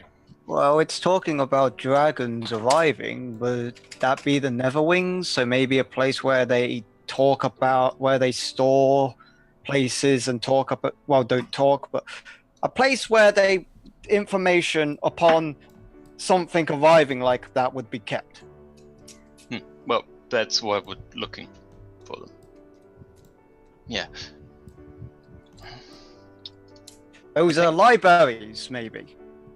That's don't probably a know. good way of putting it. well, shall we hit the books today?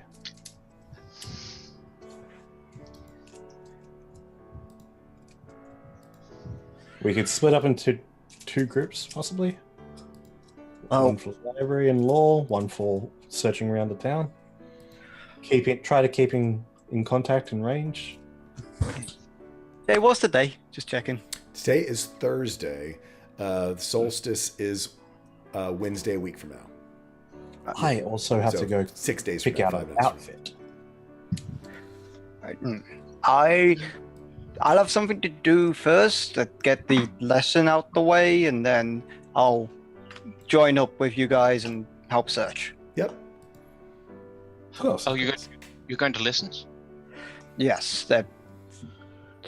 if we do have to look through books, I'd like to be able to help with that at some point. Axel probably would try to figure this out some other time. And Riley read. All right. Okay. So I mean, like one of the, yeah. so you're gonna go with luck. I mean, if Riley doesn't, yeah, luck will take him. I'm sorry, I'm misunderstanding. Axel is taking Riley to go to lessons to learn to read. Yes. Okay. If he doesn't already know, No, he does not already know. then yeah, Axel's taking him. Okay. So Such a good dad. I love it. We're gonna have the Warforged learn to read. They're gonna rise up. They're gonna take over the world. It's gonna be Do you want to great. have Wordforge Uprising? This is how you get a Wordforge Uprising. he meets friends his age. To meet friends his age. I love We it. don't we don't Older know than- anyone 2 weeks old or a few days old. I'm right here. 2 days old. But you know. 2 days versus 2 weeks. Not even that. But no, yeah, Axel will be going with luck. So Riley is going to be there and Okay. can try and hang around with kids if they don't No, that's get cool. really. Yeah, I would bet that the kids are going to get a kick out of Riley. So you guys, again, y'all slept in a little bit just because of the fact that y'all were out late and to get your full rest. So you guys can head on out pretty much now to head over to Tangled Braids and arrive about just in time for lessons. You can sit Axel in the circle and sort of meet some of Luck's friends from the orphanage. Mac. Welcome. There you are. Doo-doo-doo. Did the internet attack you? Stealth check was too. Your stealth roll was too high. So, yes. So, golly, everyone's moved, and my filters are all in the wrong places now. Okay. So yeah, you head down there and begin your morning lessons. We will say they are fairly uneventful. Do me a favor and luck roll me an intelligence check, and for Riley, just roll me a d20 to see how much Riley can pick up. He's smart like his dad. Oh no! He's 2 day old. He's 2 days old. Come on, give him some credit. You might be pushing your son a little bit. He's not that material. He hasn't got a great example. It's like he's not even 2 days old. You're trying to already make him learn to read. Riley tries. I'm trying, Dad. Axel probably, I don't know. I'm going to let you call this. How is Axel as a teacher to his son? Is he his normal self, or is he able to hold his enthusiasm for knowledge? I think he really is a little bit more hands-offish in many ways. So Okay.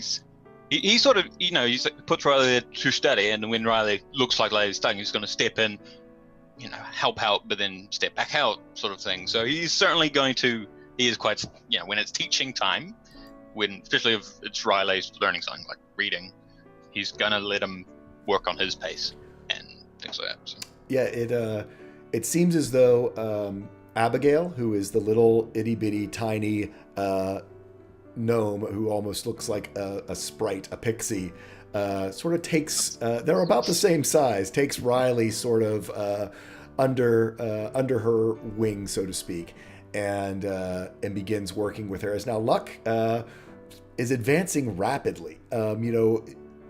With you, Luck, you do have a lot of wisdom. So even though with your intelligence and not being able to read, not that you've never been a dumb man, you're just not learned, and your travels and everything. You're progressing probably about you're probably about a third or fourth grade reading level at this point, and so Abigail sort of moves to go be lend the same help to Riley that she lent to Luck on his first day. Iska, Luna, Celia, Vidar, how are y'all going about searching? Or I'm are going you to waiting till after lessons? I do put the suggestion to the group to go to the library, get the books, do a little search on the history, maybe ask if Celia and Luna would be happy to just wander around town. Shall we split into two groups, figure out how we're going to do this, meet up with the boys later on? Split the party. Yeah. In thirds. I will say Iska does not want to go to a library. She wants to search around the town because that, to her, has made sense so far of just finding things out in the open. And is much more of a doer than a learner. So she would absolutely be just like kind of searching high and low for something that just cries out, if that makes sense. Kind of like the previous ones have. Moon is all for getting to explore more of the city and make more detailed maps, so she's good for the option. Oh, also, just at the same time, friends, I myself need an outfit for Wednesday night for the solstice. I am not going into another clothing store ever in my life, so I wish you luck. Fair. I second that. Fair. Fine. We do have a person we can just call up to the room, right? So let's solve that problem. Yes, that's true.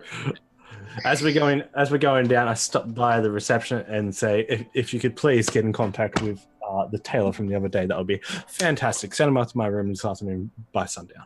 Thank you. Don't you already have new clothes that are 2 days old? But this isn't a serious event, Luna. And who's paying for that? Well, I gave his money back to Celia before we left. Uh-huh. I look at The money that Celia. Celia gave me for him, I'll give him back to Celia. I look to Celia with doe eyes. Celia looks to Vidar and says, "What?" I mean, if you're going to be looking fantastic with your new gown, I have to compliment you by also looking fantastic. Is that not right? I mean, this coat is nice, but... Sorry, Luna? You will never look as good as her. I know. I know, Not but I even need to at That's least... her honest I opinion. need to at least try. You really look fantastic. Believe in yourself. Oh, stop it, Axel. So, in the interest of brevity, we're going to follow Iska and Luna and Celia as they go out and search around town. So, y'all just sort of basically doing a general sweep. Iska, Celia, you both can do investigation checks. Luna, you can do a cartography check, as you have been mapping the town pretty much daily since you've been here and have made a point of... 5. Celia is so proud of Iska. And Iska is definitely performatively doing things, so like Celia notices. Like, I'm getting better. A tear goes down Celia's face. So she's just so proud. Luna, one of the things that's sort of confounding you is all of these sort of new temporary structures. So where your maps had been complete, I was gonna say, is Luna a completionist, or is she? So is she going to be like noting all the temporary ones, or are they just like stuff in the way, cluttering up? There's stuff in the way. Yeah, I figured. So you guys, as is the easiest thing to do, start heading, sort of branching out into the city. Some of the places that you've been familiar with. It is hard not to get pulled into the festival atmosphere that pervades the town. Festival is in full swing now. As you guys head out into the city, there are banners, there are flowers, there are performers, jugglers, people on these strange single-wheeled contraptions that are going around. There's folks who have face paint on, jugglers, singers. There seems to be a small stage set up everywhere, even around some of these carts. And Iska, as you're going down this main road, couple of things. You're noticing, again, a lot of these carts that popped out of you from the night before, but lots and lots of performers, lots of bards, telling stories in all sorts of different styles.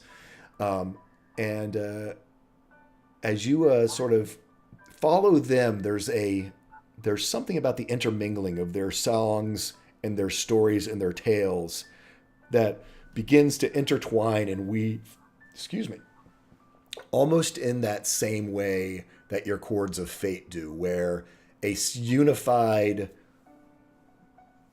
musical sort of harmony from these incredibly varied different sources, and it sort of draws you deeper into the Stoneward Rush, this large thoroughfare of shops and carts.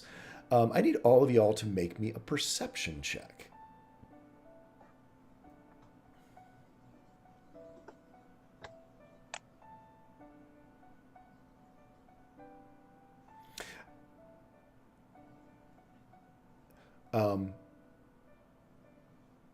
As you go into this, Celia, you pick it up first, and it's something familiar from your days in Balathira, when your job pretty much was to go to parties, and when you'd been known to do, I mean, you had to keep your cool, but also be able to move from place to place and seem as though you were imbibing and drinking with everybody else, which often meant you were drinking twice or 3 times as much as some of the other folks.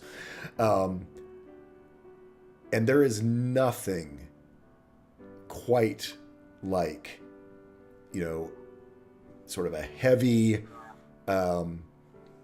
greasy food the following day, when you're just your stomach's a little bit off, your head's a little bit off, but sort of breaking through the sounds and sort of riot of action in this area is this smell of roasted meat, barbecue, that is just permeating through. Luna, as you sort of see Celia's head almost pull around, you smell it as well. And Iska, you're sort of more drawn to some of the other performers, but almost sort of back into, sort of run right into Celia as she sort of stops and turns and looks. And while you don't necessarily, it wasn't the smell that drew you here, it was that sort of coalescing of the music. And in a quick, almost instant of what you think is recognition, you think you see Harold standing behind this big cart, where there is a huge boar on a spit that's being rotated. You see a giant, like, hog's head over to one side, and there at the front of this sort of, think of it, the equivalent of a fantasy food cart, basically laid out, almost using its skin as a tablecloth, this giant pig with just the meat falling off the bone of barbecue. The biggest thing that Celia and Luna recognize is, from their perception checks, the pretty much abject horror of all of these sort of very well-heeled Falcon's Crest residents at this huge tusked orc, full-blooded orc, not a half orc, broken off tusks. He's kind of has one side of his face has horrible burn marks on it. And regardless of how good to you guys this smells, deep sort of Hawaiian spices, that sort of sweet and spicy sort of Hawaiian barbecue. No one is going new, and he has a sort of scribbled out sign in front of it that just says, "Meat by me." But it seems like he's been standing there for quite a while, quite proud of his work, and no one's buying.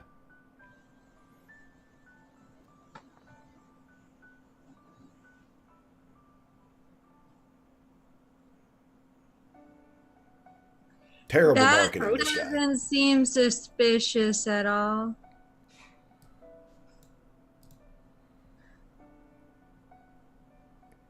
He kind of go ahead. Celia will look to Luna and just give her a sly grin. And she walks over to that stall. As you walk up, this orc gives you a smile that is more terrifying, probably, than welcoming. It was like, "Would you like some?" It smells delicious. I would absolutely like some. How much is it? "Oh, I can give you a full plate for silver." I can do that. And she tosses a silver at him. And he loads up this big plate full of barbecue. "Like a rib or just meat?"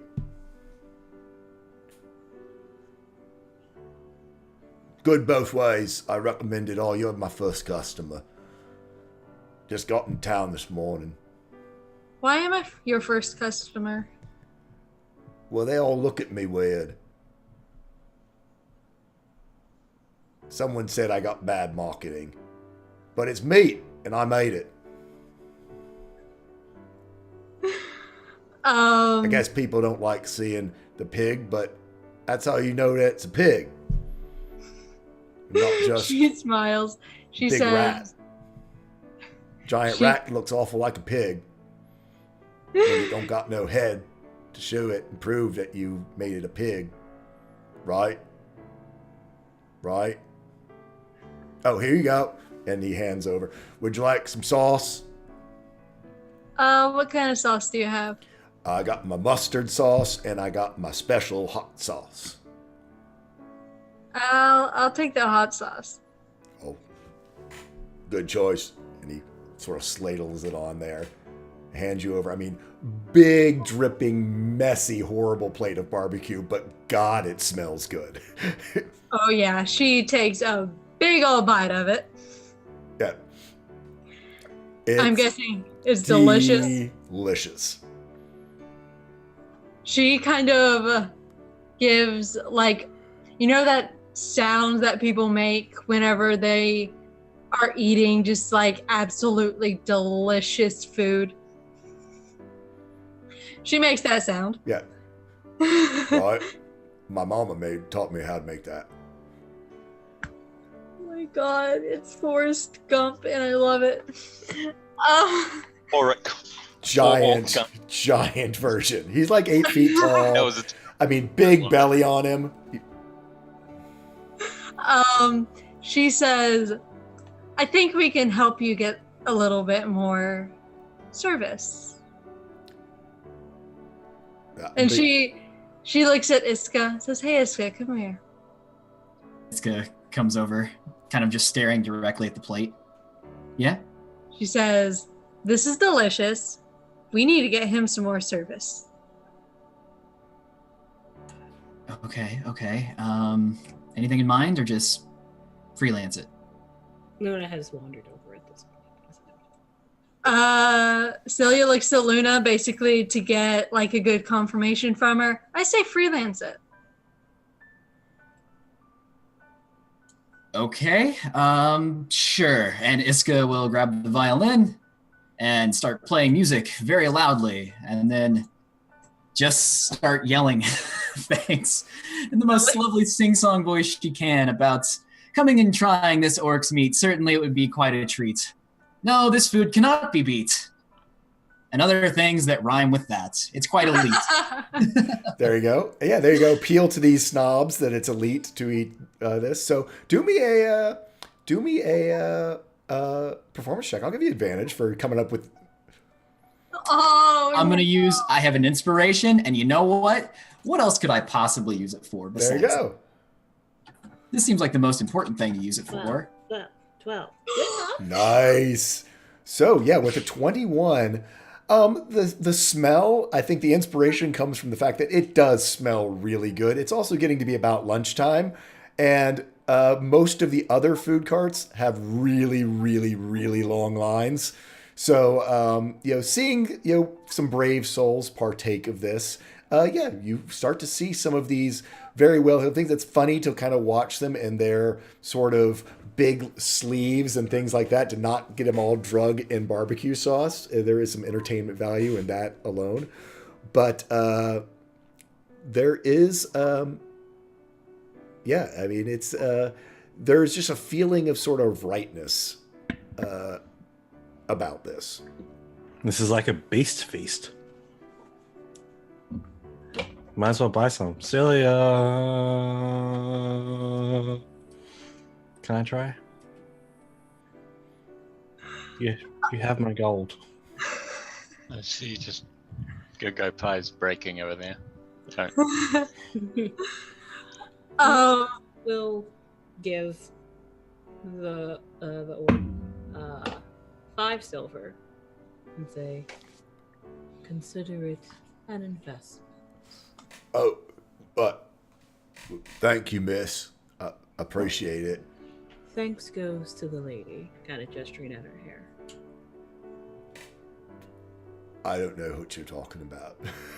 Nod and smile, Yes, ma'am. Celia will kind of work with the orc to give him to help him smile a little less menacingly. Okay. Let's see, teaching. What would teaching be? This would be a charisma check on your part. So, All right, I'm gonna use an advantage on this. We have to fight dragons, so let's burn all of our possible health on this orc. Oh Yes. my gosh, I'm she's sorry. horrible on advantage. We don't need luck to beat Draga. We don't need luck. As I see this fiasco, I walk in between and be like, huh? Smile. Big smiles. Big, high smiles.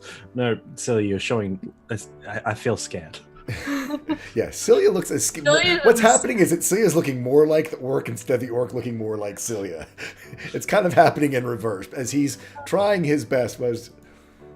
Yeah, actually, even in reverse, he's actually doing better. Oh, the -3, poor buddy. This is not my a handsome God. man, handsome orc. He's been through some work. Like I said, he's got a big sort of burn mark on the side of his face. He's got tusks that all but sort of like pick his own nose. It's just, even on the orcish scale, it's not great. Question is the burn mark recent or No, it looks like it's old. Okay, so Yeah. I can't do a whole lot about that. Yeah, no, old. Yeah, this isn't like he burnt himself cooking. That was my This thought at morning. first. No, this is probably an older adventure. I mean, he's got some gray. I mean, he kind of looks like that he might have been, maybe a bodyguard or something for someone. I mean, he definitely did something active at some point in his life, but he's been eating a lot of his own barbecue for a long time. We will say that lessons have probably ended with Axel and Luck. If you guys want to contact the party and see what they're up to. Mic thing, by the way, Jay. Oh, thank you. So yeah, you guys are welcome to, if you all want to join them or whatever you'd like to do as lessons come to an end. They only last about an hour, and it's just now, like I said, getting to be about 11:30, 12 o'clock. Why do Go on. What do now, Axel? Wait, orc pork? Orc pork. Fork. Hashtag Trying to justice. find the others. So Luna, to do contact you them. say that? Telepathy. Hold on. Roll for it. Was she? Yeah, that's what I'm. Where are you? Orc pork. I will say in that case, yes, because that is normally a thought she would keep in her head. She normally doesn't talk, so I'm going to say that means she does say that out loud. And as you do, you see the meat by me sign begin to Yes! change. These riddles are silly. They're supposed to be silly. They're supposed to be fun. He's the pork orc. Thank. Of course it's the pork orc. Of course it's a pork orc. Why wouldn't it be? Thank the Frost Prince Why wouldn't it be that pork orc? Luna was here. Thank you very much. Thank Cuthbert See, that Luna was here. investments pay off. Clearly. Exactly.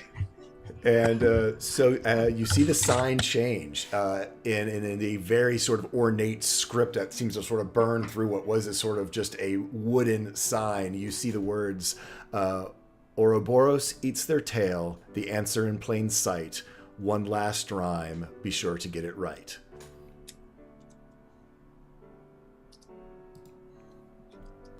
Did the rest of us say that? Oh, yeah. I mean, it just sort of appears there for a minute for you all to see it, and then just like the other ones, fades back to meat by me. I recite in a panic through telepathy to Axel if he's in range. Just repeating that. Just like, ah! And you will find it in your hands out, every. Just in a telepathic light scream. Just, the thing happened! What? Yeah, I got it. Go. It's just like, scribble it down. So you sorted it out? Where are you? We've just finished here. We're at a vendor called Meat by Me on the Stonewood Rush, are we? I'm sorry, I Stonewood jumped Rush, out. yeah. Yeah. We'll, if it's Stonewood Rush, we'll probably find Oh yeah, it. you know how to get there. It's quick, Yeah. pretty quick from the knot up to the Stonewood Rush. So you're able to. Once make you're it on the up there. Stonewood Rush, you'll find everything there. Oh yeah, you'll find everything, and again, you can sort of direct. It's that sort of same thing of when you're trying to like text people of where you are at the big outdoor fair. But you guys eventually get. It's just we have the best reception in the world. Yeah, you just have the best reception. Well, within 1,000 feet. But yeah, so you guys all gather. You guys are welcome to have some lunch as well, and actually. That's actually perfect timing. It's right at 4 o'clock. I So desperately need to eat now that we've been talking about meat for so long. yeah. So I'm so hungry. are you okay, Luna, to do our break stuff? So I'm going to turn you guys over to NNG9 while I take a quick bio break and refill my tea. And stick around as we see where this all leads, as they now have all the pieces to their little rhyming puzzle to go see if they can find the Eternal Keepers. We'll be right back, folks. Hi, Yes, we will. everybody. If this is your first time here, welcome. If you've been here before, welcome back. This is a charity run 100%, and channel run 100% for charity. I got it. You know, to see whatever. This month's charity is Dedicated Endeavors, an organization dedicated to helping veterans with any sort of mental obstacles that may come across in their time. It's a great, if you'd like more information about the website or the organization itself, please click on the purple letters in the description below. It'll take you directly to the website to see all the different events going on. Like there's an event happening in Philadelphia. You can also donate directly to the website there. If you would like to donate using our channel, please click on the banner above that description and I'll take you to the donation page. And depending on how much you donate, you can give wonderful things to our lovely cast. For any amount, you can add to our spell bank, and at each $100 increment, we get a higher level spell when we cash it out. So level 1, 100, level 2, 200, so on and so forth. You can give a D10 healing dice, an advantage, a bardic inspiration, a luck dice, which means we can just mulligan a roll. We just, whatever it was, re-roll it. And Christmas surprise is still on here, but I haven't actually confirmed what day that's still a thing. I'm guessing no. So I'll just update that later. But please do not feel pressure to donate if you do not wish to or do not have the means. You can do things like share our stream on social media such as Facebook, Twitter, all the things.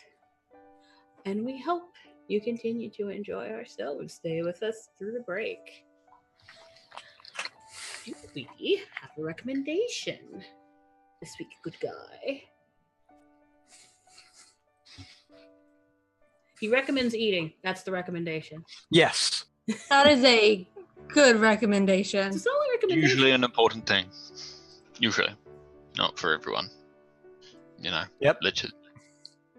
My other recommendation is The Complete Guide to Middle-earth. It's another piece of the J.R.R. Tolkien's stuff, and its best way to explain it is you take everything you know about Middle-earth, everything you know from Lord of the Rings and The Hobbit, you put that to the side, you pick up this book, and all that interesting stuff, the stuff they don't actually go into, like the treants, one of my favorite things in the entire Middle-earth series is treants. They got that in The Complete Guide to Middle-earth. So if you're looking for a bit more lore in depth to the Middle-earth world and some of the history of it, well, it's more just going into the details about cultures and stuff like the Bjornlings and the Hobbit societies, and a bit more on some of the other characters in there. Pick it up because it's a nice expansion to the Middle-earth stuff, and it's a great way to, if you're going through all the Middle-earth novels, and there's a lot of them, it's a good handy guide to have with you. So there you go. That's my recommendation. The Complete Guide to Middle-earth. Thank you very much for that. we have most of the people back, so I think it's time for everybody's favorite segment, Fun of the Week. How? Oh, there we go. Kyle, just in time. How do you treat a pig with a rash? You give it some ointment.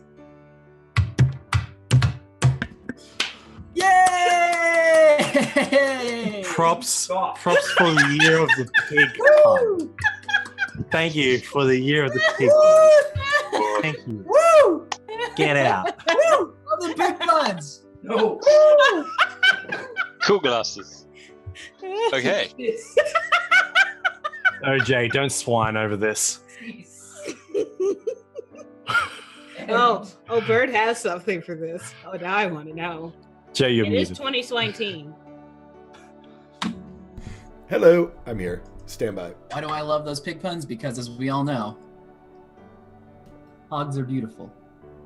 They have this- are. we have There this you wooden go. carved thing for Christmas, and I'm very excited about it. So Die. it's the one time I will applaud your pun. 2019 all day. Nice, Nice. nice. And so I just put in our subscriber donations. So thank you all of our subscribers out there, which will bring up our spell bank because it's $190 goes to the spell bank because it's doubled for our folks there. So that will bring us up to 220, which means that we need to roll a level 2 spell. So who wants to roll? Bird does. Bird does. 2019. 20 swine teen. It's your Wesley Titan. So I got to tell you what you need to roll. Give me half a Yes, I'm waiting. second. Yep. Dice. You need to roll dice. Woo, wow, yeah. Keeps rolling. Woo, she's on fire. Woo. She's on a roll. Anyway, a D4.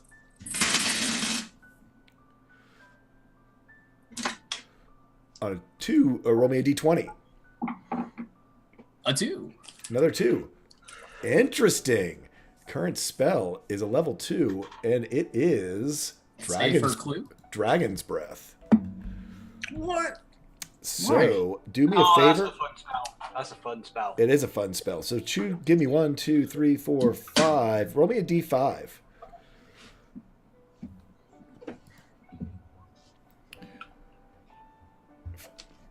The old classic. It is a scroll of fire dragon's breath, of red dragon's breath. Yes. Yay. Somebody call 911. Shorty fire burning. On the Thank you, Okay. chat. Thank you, chat. We feel it. Sweet. Okay. So, with that, we will return as our party has sort of got the next piece here. And how would y'all like to proceed? Y'all are eating some barbecue. Oh, no, I'm not eating it. I'm just. All right. Well, I was ready. What next? Have we seen an Ouroboros in town? Is there anything to go off of that? Is this point us in a certain direction, or is it just looking around for more random signs to yell words at? Look, to be honest, I don't even know what an Ouroboros is. What the hell is that? It's like a dragon or lizard thing that kind of goes around and eats its own butt. Yeah, symbol for infinity. Ah. Eternal That too. That's cycle. Can I pluck Ishgrin's memory to see if he saw anything like that description in his life? Or Lyle's? You know that there's a lot of symbolism. I want to make a roll for it through Iskrin's lives. There are, through all sorts of cultures, there is this sort of idea of, death and rebirth and sort of, infinity or sort of the continuation or those types of ideas. The start is the end and the end is the start. I mean, all that kind of things. I mean, that's pretty relevant in cultures all across the spheres. And and it really sums up the life of a sweeper really well. Yeah, so I mean, it definitely would be relevant to Iskrin's life, and certainly then Vidar would have some insight to that. Just saying, okay, all right, so it's like the life of a sweeper. I see. Yeah, the beginning is still the end, but the end is also the beginning. Crazy how it works. So we're looking for an Eladrin? No?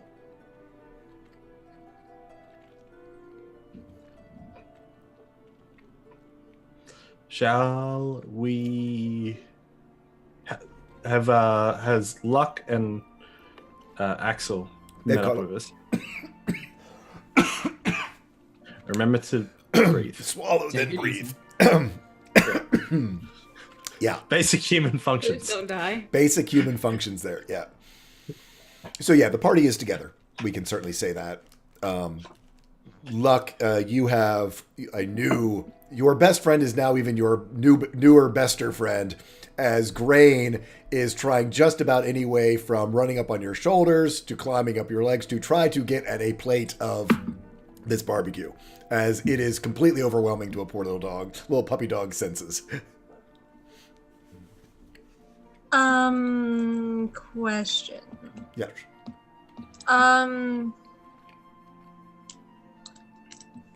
While Celia was exploring the town, does she remember if she saw any like serpent symbols?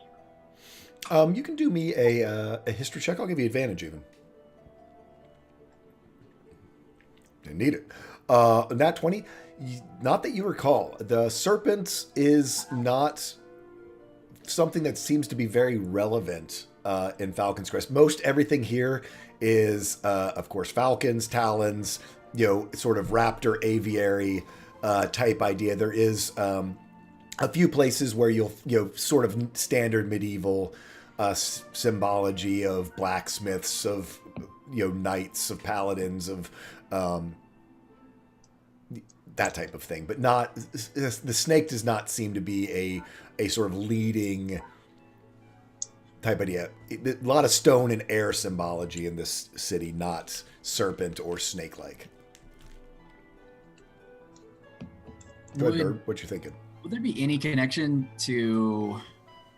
This is just popping out because I'm looking through all of my old notes and handouts, and I have the rhyme of the Netherwing Sky, just because it is a rhyming passage that is like handed down over and over again. Does Iscus feel like any compulsion or connection between that and what's going on now, or is that kind of nothing? Roll me a insight check, just because I'll give you advantage. I'll give you a flat out advantage of that too, because you've known Rhyme of the Midnight Sky, Netherwing Sky, since your earliest days of playing. It was probably one of the first songs you learned. Okay.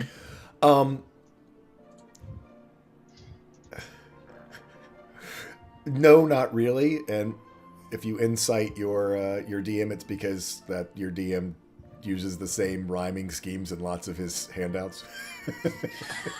Okay. Not to let you behind the curtain too far, but yeah, I know A B. That's kind of the rhyming scheme I know. Being a poet's hard, we know. Do we know what's going on with today's festivities, other than just many food carts? There, the tieflings came in yesterday. Is there any kind of celebration on? Is there things to look at and go see and go do? I mean, you could ask around to see, but everything seems to be building towards Wednesday. This is basically kind of people are like tailgating the real party, which is next Wednesday. And this is like, the people who show up in their Winnebagos way too early, this is kind of, this is that crowd. Not to like break the fantasy there, sorry. Show up in their wagons. Makes total, in the back of their caravans. Total sense.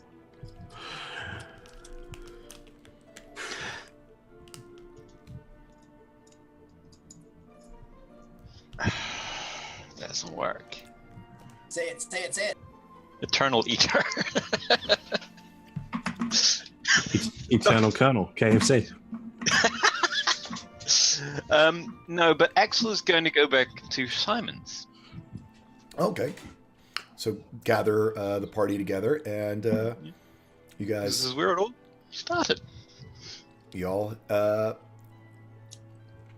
head down to Simon's. For those of you who haven't been here, you sort of see what almost looks like sort of like this craftsman type cottage, as though it was almost like sort of phased into the wall that is the outside sort of cliff face of the arcane terrace. It is strikingly wood to all of your eyes. Axel, having spotted it before, can point out that it is just an illusion, that it is not truly made out of wood. But you sort of go up on this front porch of this sort of like homey, very like craftsman almost type woodwork cottage. There's like even like rocking chairs on it, and there's a door. But when you open the door, there's a long stone staircase that leads down. It's only about 30 feet down. It's not even like a full story. I mean, it's story here, as most of the places have very high ceilings. There's sort of a large, open and cool, dry room that's carved out of stone and is filled with natural light. Those of you with some arcane experience would see that the light that's like natural sunlight down here, good for reading. It's almost like an illusion that is coming from small globes up in the ceiling. Smells heavily of like leather and parchment. Those of you who've been to libraries before, it's that type of smell, but it's a much sort of drier, crisper smell down here. There are shelves and shelves and shelves and shelves of brightly bound books, which Axel could point out to you, are spell books that fill this back half of the chamber. As you walk in, there's a counter directly to your left, and there's like a swing door that's there. You do see behind the counter a sort of mature male human that's kind of rough in appearance, has curly blonde hair, dressed in sort of these tan fur boots, a brown belt that has a big iron buckle on it, dark gray kilt, light brown bandana, and a light blue tunic, and a big name tag on it that says Simon. And as you walk in, almost as though you were, for those of you who used a message spell before to contact someone, and people sort of introduce themselves, you hear a voice that does not seem to match this person as well. It almost sounds like sort of an elderly woman be like, "Hello, this is Simon. How can I help you today?" Like call center type. For Axel, as you walk in, same familiar layout and that you're used to, including the sort of familiar robed figure with the stacks of books is over to the right-hand side, and he's big scribbling notes. But most other than that, nothing has changed. Can I help you? We were coming here looking for something. Do you mind if we take a look around? We're not going to browse into the books. Help yourself. That's within the rules. Thank you, She Simon. seems to check things. Yes, I'm Good to meet Simon. you. I was like, it's good to meet you again, Simon. I lean over and whisper to Celia, "It's not Simon." It's not Simon. Oh, Simon! A vendor. I So- didn't go and ask. You guys, as six of you, I mean, do y'all come in like snapping? Are you like doing the gang entry here? How's this? Quiet, right? Let's work in here. But maybe if there's anything that triggers anything. It's pretty much unchanged. Like I said, there's the sort of familiar hunched robe figure over on the right. He has his stacks of books that are almost higher than he is. They're leather. They seem to be made with sort of like naturally tanned hides. as you come in, he kind of looks oddly at this large group of people. He kind of might recognize you, Axel, but you kind of have a posse with you today. Wizards don't have friends, they're nerds. What is this person? Pretty much. Sorry.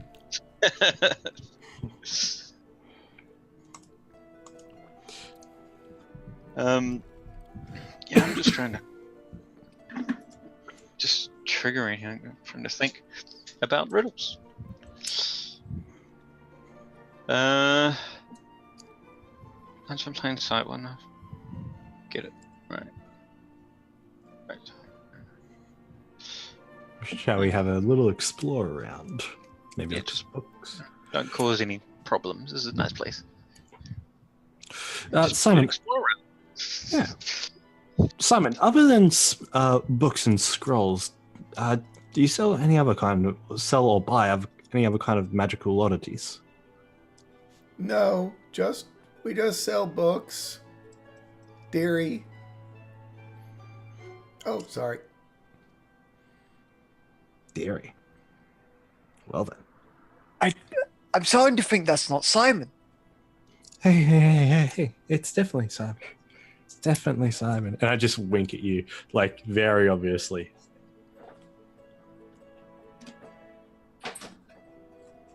Hard wink, you could say.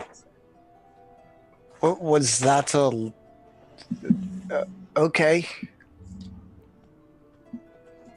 Now, if you do not mind, Simon, we will take our leave to explore around your wonderful establishment. You need to sign in if you're going back in the stacks. We shall sign away. Okay. I will. Yeah. I goes over after Axel. Signs on in. Looks at the other names actually for a second. And just like looks through it, just like.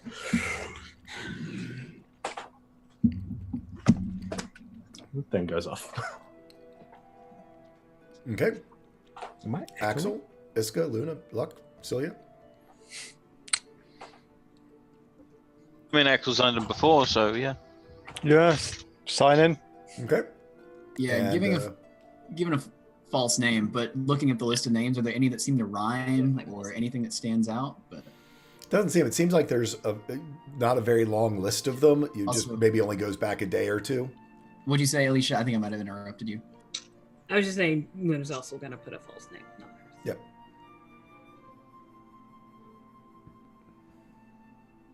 Yeah, Celia's signing eyes on me. Okay. You don't want to sign as the ghost? Not today. If possible, Vidar does go and grab a book.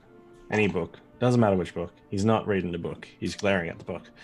But he does sit down and he asks Lysithia what information he has or memory he's retained about his sister, Ryan Talia. This is important, buddy. We need to have a little discussion about that. Perhaps for another time. It's Yeah. a bit of a sharp point right now. Hey, that was really bad pun. I'm getting better. I can tell. I'm scared. Luna and I chat often. Hey, As a note, Luna is not a punster. I know. am. But I have a friend named Alicia. what you had friends? That doesn't matter. That does not matter.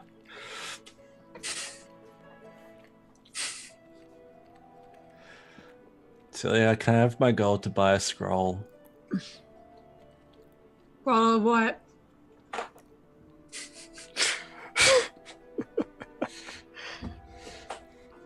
I don't know. Whatever piques my curiosity. I mean, a magic circle spell would be nice. I've seen them used before. A what? Talk to me like I know what that does. It would have been the perfect trap for Ishgrin. I was the perfect trap for Iskrin. Hi-oh. Damn! Boom! Silly was an assassin all along. An assassin of love. Yeah. Wow. Stab me right through the gut and through the heart. Oh, I'm gonna. literal. Sorry. Time to take up some crappy fanfic writing. Just go talk to Viridian Knight. She already has. Yeah. But yes, he's going to look at some spell scrolls to see if he can shop through. We know his Vidar's track record. He's terrible at this. Yeah. So he's just going to look around for maybe some spells to supplement his own. So yeah, you wander around. Luck, Luna, do you trail around behind Vidar or do something different? I'm gonna probably wander on her. Hold on. No, she would trail behind Budar because she has to keep an eye on him. Okay. Axel Iska Luck.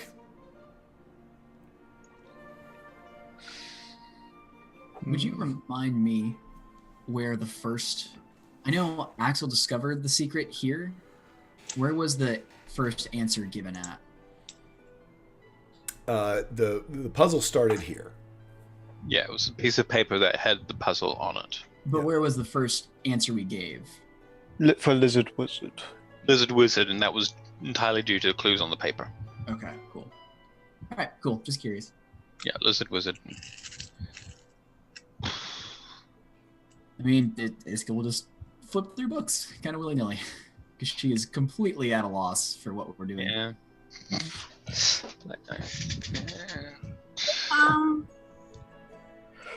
All of the Oh. answers have pretty much been people, right? Yes, they have all been people. It's all been descriptor person, would- right? I've got a really stupid one. I do too, but I want to ask this question first.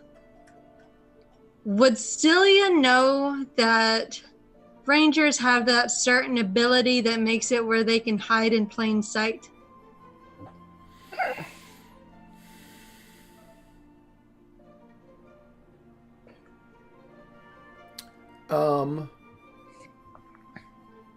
From Balathira, I don't think so. You know, that's you're from you're a very urban assassin, so I would say no. All right, then she's not going to say anything. Not metagaming here.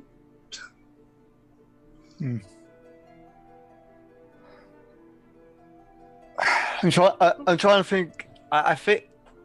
Nope. I think I've got. I think I've got something. Iska, Axel. Do you think that's Simon? Well, yes and no. Sure. Someone wearing a Simon costume. It So- changes every day. Wouldn't that mean that person's lying about being Simon?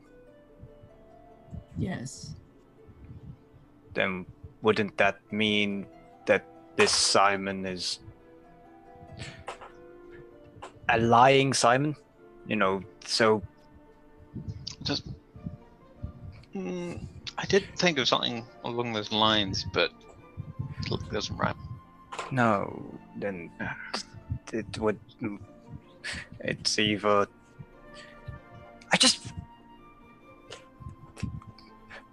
It shouldn't sound like that. Right, so. I'm really sure it's something to do with this Simon fellow. I'm not 100%. I mean, maybe, but I'm not 100%, and I don't. It's in plain sight. Maybe we're just entirely overlooking something, and I'm thinking too much into the, affinities or loop symbolism.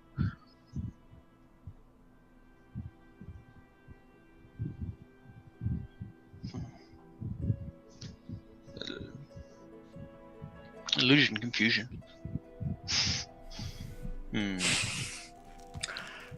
Say that for the next one. That's good. Ooh. Oh wait, there's more. No. Oh no, there's one more rhyme. How unfortunate.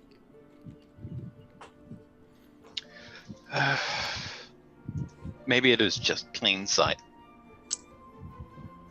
Because that would be no, it's not a rhyme. I'm talking about right side, right.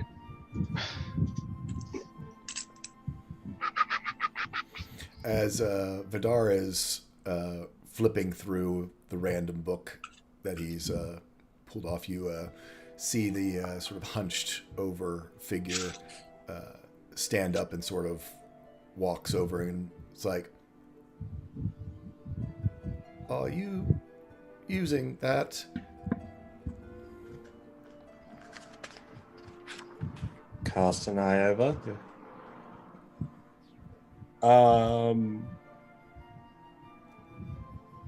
No. Would you like to read it? I look at the title for the first time. There doesn't seem to be a title on it. However, it does have a similar cover and binding as all the other books on his table. And It's an interesting read. I don't think you read it. Is this Simon, the Hunch Trigger? Or No, this is the other person who studies in here. All right. Well, I was having more of a glance through, to be honest. Well, looking for certain details. And these books just don't seem to have any titles or covers, just on the outside. So it's a bit annoying. How are you today, sir? Would you like the book? He sort of puts his hand out, and it really comes from far above you. As you see, he's about 6'8", as he takes the book and then walks over and goes and sits back down at his table and starts scribbling notes. Player's handbook. Why, yes, it is. The pretty cover. Perfect. As he But walks so- back to his table, I say, "You're welcome." He sort of ignores you and gets back to his studies. Be a tall squall, or are we just being narcissistic with these rhymes now? I've got I don't know, Jay. I've got another Keep it stupid prime. one. I'll keep going in. It's clearly on your mind. That's a Like, book crook right there. get it out. So what do you call these people at the front of the desks? The ones that we had in the hotel. They were receptionists. Concierge? Receptionist. Receptionist. Receptionist a word? I don't know. Just what Oh sounded. no, it's really good. Get to the one we're gonna be like, that would have been good. yeah, I mean, what's in plain sight here? Books. Well, I mean, in the city. I came here because as we were all starting, maybe it was here, but I'm not entirely sure. Figured Lizard Wizard, maybe, because that's where it all started. No.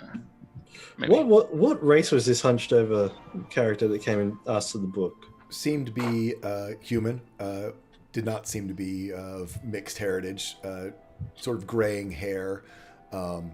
Robes were seemed to be the hems were a bit too short on them, and sort of ink stained hands, spectacles, and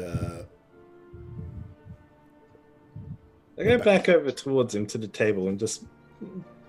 Did Celia take my silver coins? This is a serious question, Celia. No, only your gold.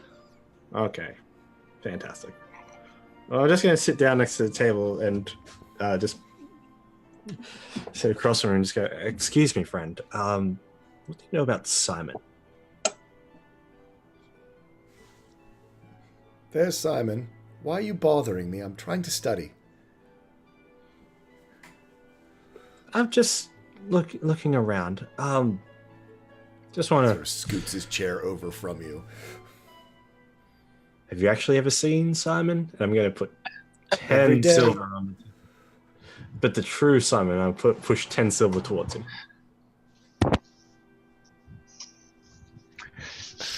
He just sort of looks at you and goes back to transcribing and taking notes on the book that's open in front of him.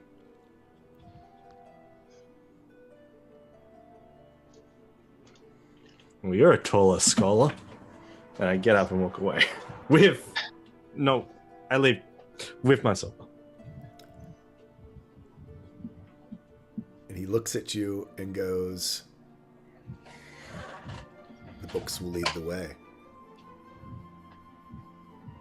I just.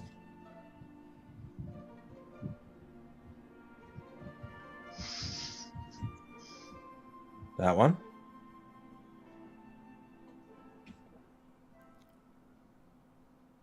He looks at you and he goes, you weren't the one who got you this far. Helped. And I walk away. I say, light smart. Of course not. And then I go, and after like I get a little bit away from him, it's Axel. Were you bothering him? Yes, books lead the way. Wait, what? Books lead the way. The books will lead the way. How? Which one? Okay, I know I'm the one with uncertainty. Could you slow down and explain? Well, I met a taller scholar, and he bothered me for a book, and he said the books would lead the way. As I was walking away from him. So it's a book around here. No, I found the original in the pages of a book. Books will lead the way. Are we just going to tear this place apart through the books, or what are we going to do? Well, That's not right now, sir. I have a bit of. Everyone do me a perception check. I'm trying to. I'm wondering if Axel could try and Pebbles. find the same book that he found the first clue in. Iska, this gentleman is not scribbling notes anymore. He's staring straight at Axel. Axel, that's man that Vidar's talking about. Sorry. He's looking at you. I think he knows what we're here for.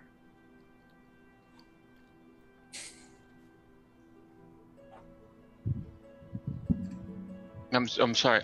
What? Axel's busy looking through the shelves for that one book. He rolled a 1. No. Axel, listen to Iska. The person that Vidar was talking to. Yeah, he was always man, here. He's just glaring at you. I think he knows why we're here. He mentioned that I'm not the one that got this far. Definitely wasn't me. No. No.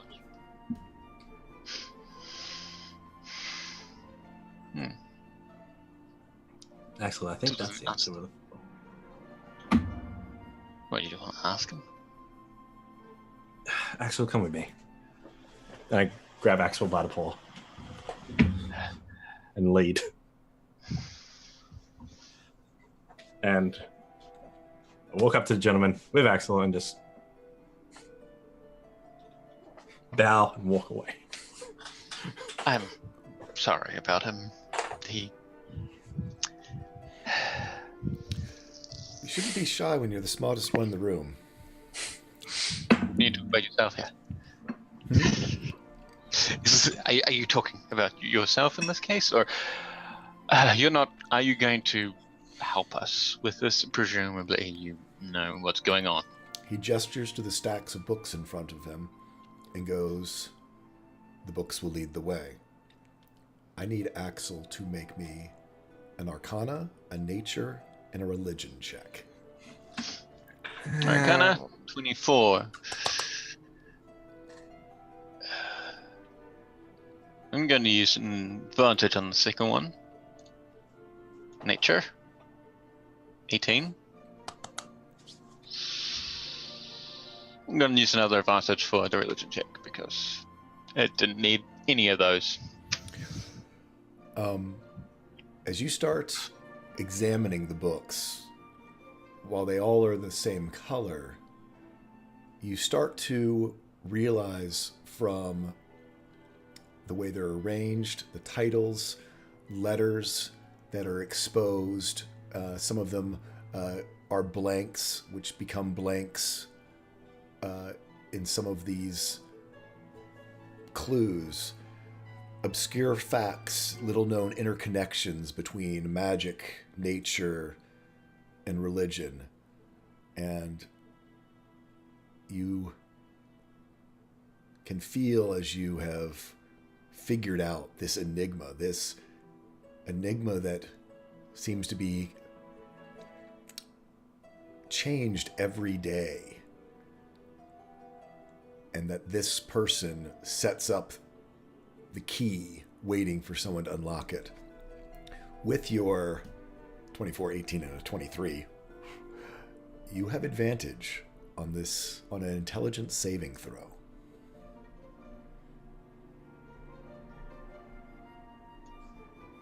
I'm gonna roll it flat because the dice make it work. Yep.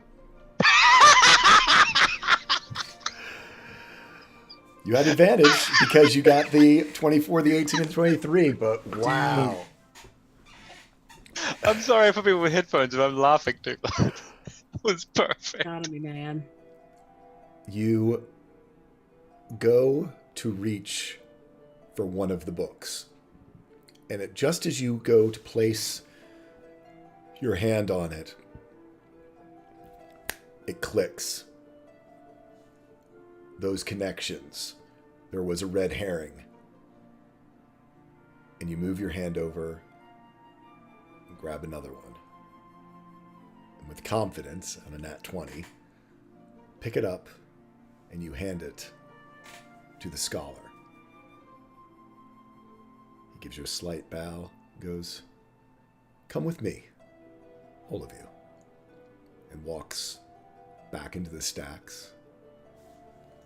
Slides a book, almost without looking, into a place upon one of the bookshelves. And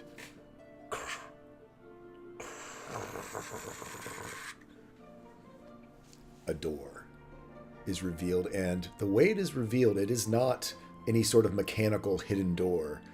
It is literally as though the stone itself is folding back on itself to then reveal what looks like a plain wooden door.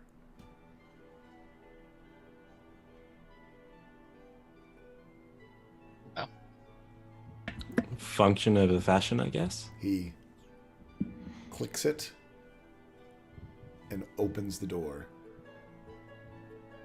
And you see a well-appointed study beyond.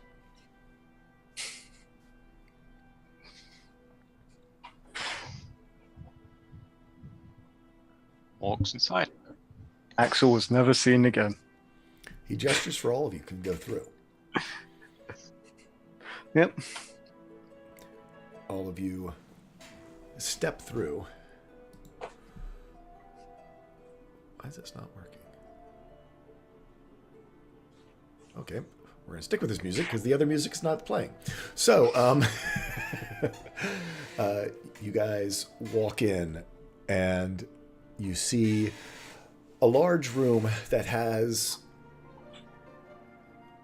an incredible amount of artifacts around it. Maps, books, huge tomes, many of them that seem to be locked inside of metal covers and casings and locked together. There is a something that Vidar will recognize. There is actually a clear sphere that has inside of it multiple suns and planets. Vidar goes straight over to it and just examines it, just like, No touching, please. You hear I'm a impressed that voice. you actually. Not you the actually scholar, someone go else. close. I say it. I do say it out loud. I'm impressed that you got it actually so close to the real, actual thing. Your impressions don't concern me. I look up and look around. You see a large figure sort of step out of the shadows. Thin, but quite almost 7 feet tall, as a platinum dragonborn steps around with spectacles on their nose, sort of a scaly chin beard that sort of almost shines like diamonds upon their chin. Looks around you, eyes land on Axel. Well, you took your time, but you made it. What is it that you seek?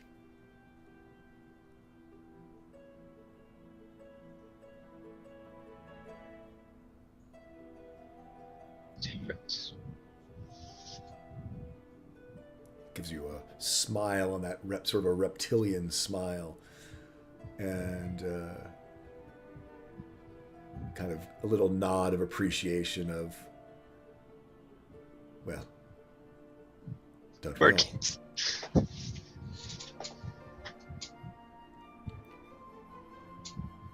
Not many bother to make it this far. Few from the Arcana Mystica think they can find us.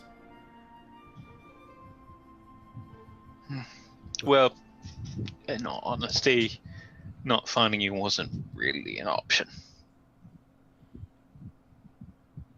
Now that's interesting. Why would that be?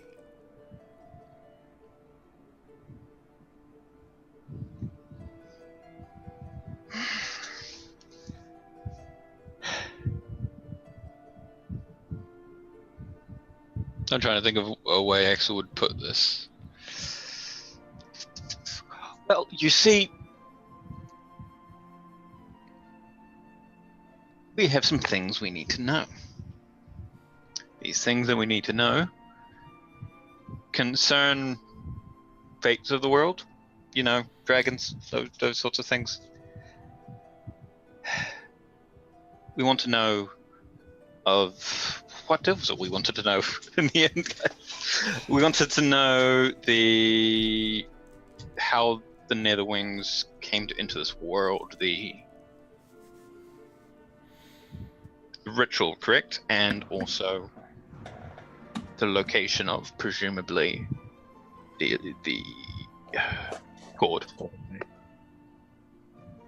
There's also something else, and he pulls out the Mirror of Secrets, sort of puts it on the desk next to him.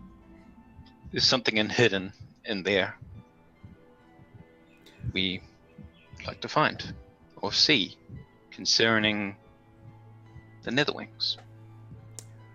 He had all but dismissed you. In fact, you could see the retort on his lips sort of to curl when you were wanting to know about the Netherwings, as though this is something that he has denied multiple times. But you bring out the mirror,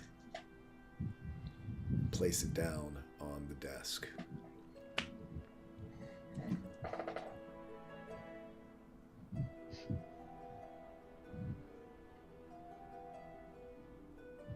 May I? Reaching out towards it. I have a name first.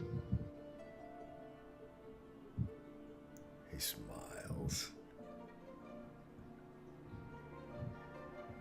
I am the Archivist. Arcanist. Wait. Was it Arcanist? Archivist. Archivist, okay. Archivist.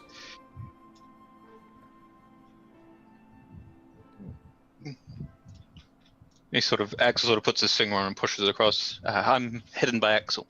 It's raised by Grom. His eyebrow really pops up at that point.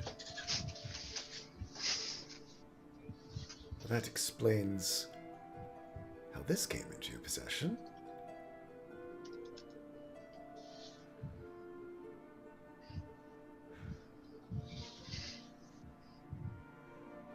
Well, you're asking for many things. What do you bring to offer?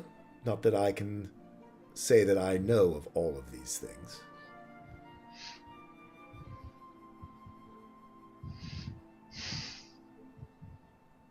I do know about Grom, and I do know what he found.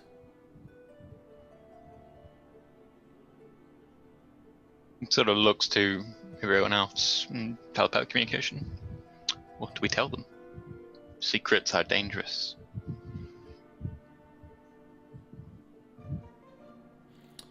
People trained in insight do insight check. Woo. Actually, I'm a good one. Who? Sorry, say again? If you're trained in Trained. insight, do an insight Oh. check. Okay.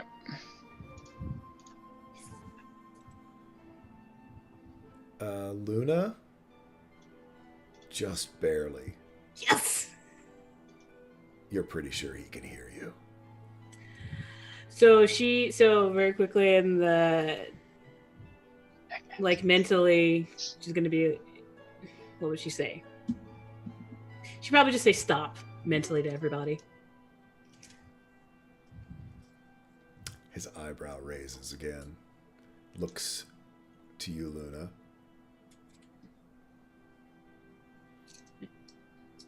And her eyes just tighten slightly.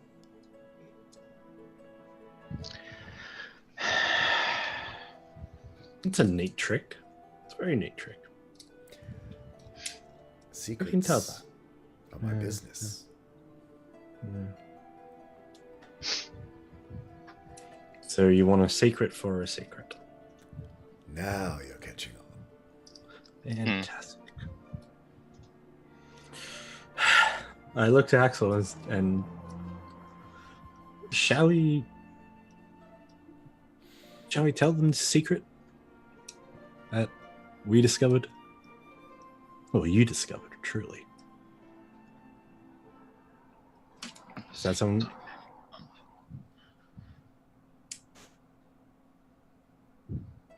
Pardon? Or what you actually mean? Oh, So- the one where out of game, me speaking. Yeah. The one where Axel used the mirror of peeping to watch Ishkrin's journey, where he blinded a whole bunch of sages. There's a secret. Yeah. That's some leverage. I'm gonna see if Axel gets the impression from what you're saying. 15 probably someone. Do we? Is there seats in the room? Are there seats in the room? There is. There's sort of a big conference table, a circular one, sort of back behind his desk. This is a fairly large study. Then Axel will sort of take a seat.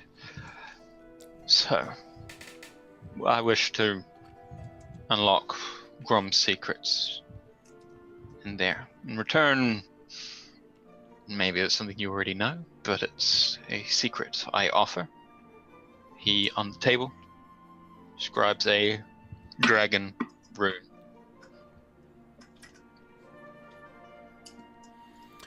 You recognize them? He looks at you and goes, I do. I don't know them personally. No one has. For thousands of years.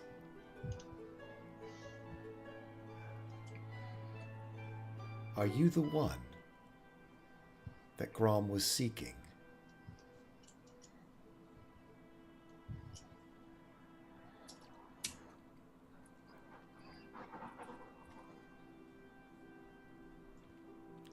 Axel's going to pause for a moment and just there's sort of a flicker of thought, sort of. Yeah, probably. Interesting.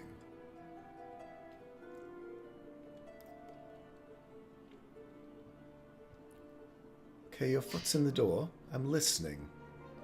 For a secret as big as one that Grom exiled himself or risked the world for.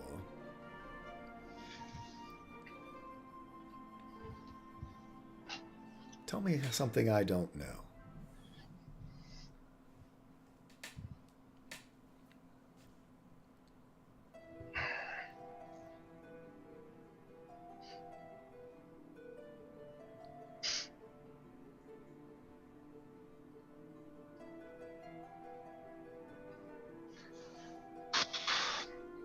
Do you know the person who summoned the Netherwings in the first place? I'm sorry. Do you know the person who summoned the Netherwings in the first place? I do. I have much knowledge about that. I assume that that's And what what? you need to gain more on.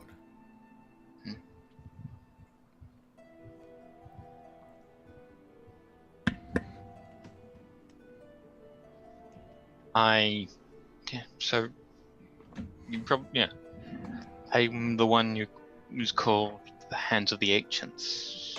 It's been placed by fate that was, crafted when the Netherworms Sort were of first waves trapped. you off. Yes, Yeah. I know who all of you are. You've been Thanks. tromping around quite noisily, actually. My You fault. weren't the first. There's more to come. Many in the past. Cycles, you know. No.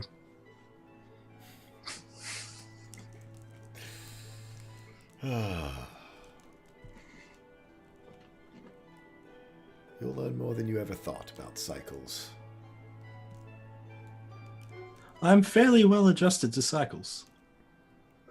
Oh, not Well, you. not me. He Not me looks the personally. luck.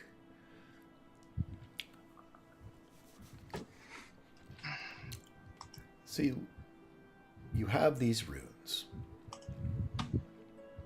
Do you truly know how to use them?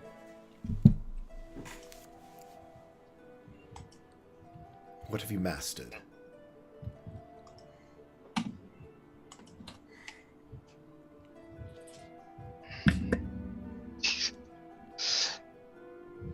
Sort of, because Riley's sort of just been there, just sort of picks him up and cradles him in his arm.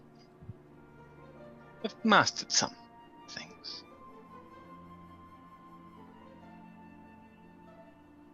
He brings out looks like a loop or magnifying glass to sort of, may I take a closer look? Are you okay with that, Riley? I don't know. Am I?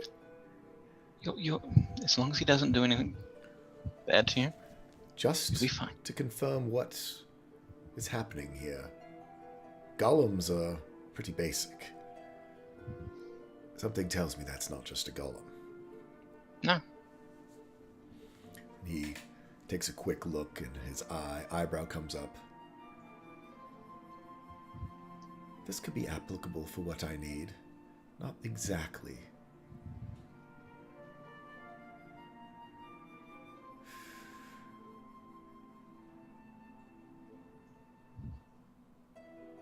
Do you know the opposite? He looks at you very pointedly.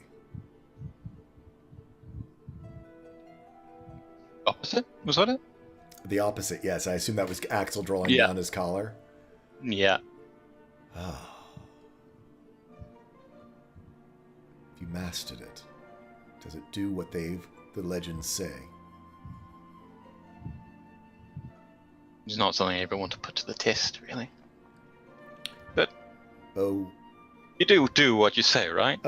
Sithrax is not what I was Oh. referring to. The rune. Does it let you see what happened? Do an insight check.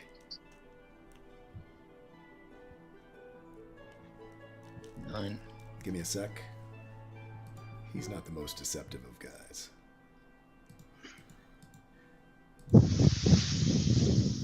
Ooh, he's really not the most deceptive of guys.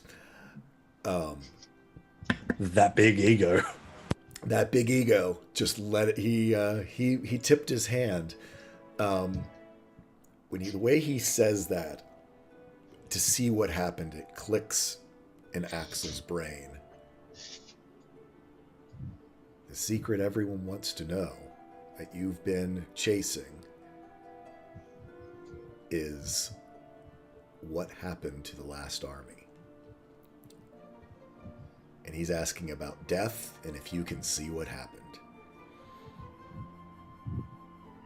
I need to be there.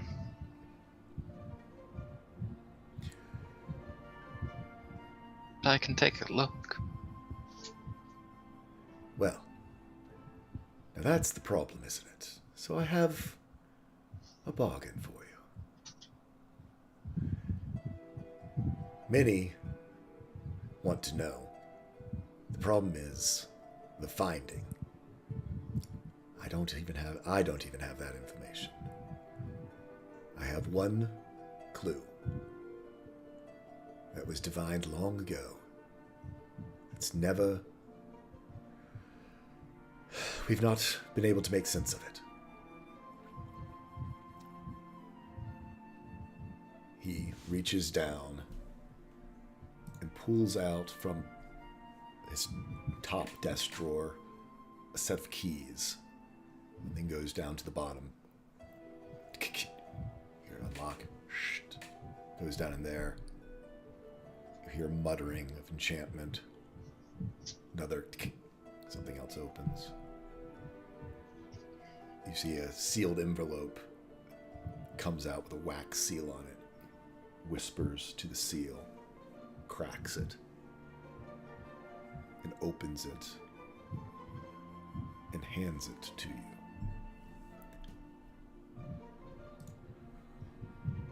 This is the only secret or clue that we have to the secret of the last army. You will find in your hands out a new one, and it says, ooh, wow, that messed up.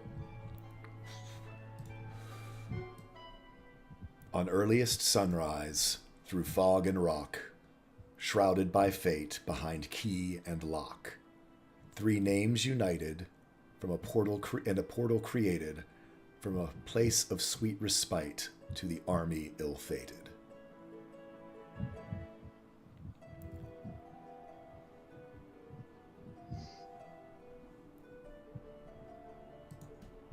Our best for centuries have tried to find some context for all of that. But if you can get there, and you can use your runes to tell us what happened, I will tell you everything there is to know about the Archmistress and her connection in the summoning of the Netherwings.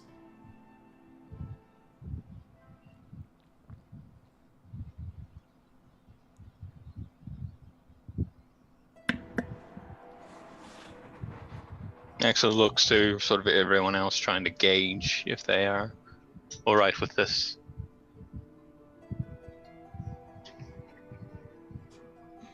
I mean, that was my one mission here, to get over closer to stop Netherwings, but it's what we got to do. Sounds like we have work to do. It's a deal.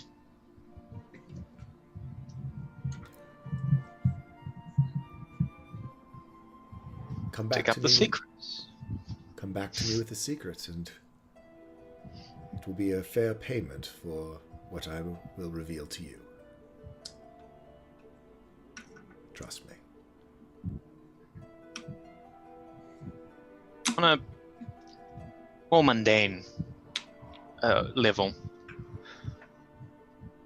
there's lots of stuff that Arcana Mystica means I can't, spells. Is there any way that I can get that from you? We don't keep a repository here, but I can tell you where you can find spell books of some of the greatest wizards that the world has ever known and where they are hidden. Now, they're well guarded. That is why we haven't recovered them ourselves. That's why the Arcana Mystica hasn't recovered them, because they either don't know or can't get there. But you bring me back the secret of the last army. I'll throw in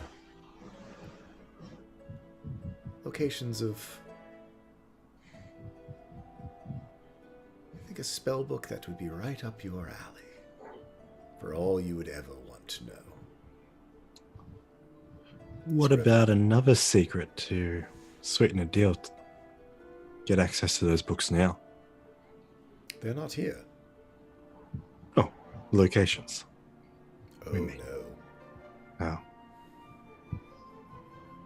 Oh, then fair. Secrets are better kept. There you are. Should never be offered freely.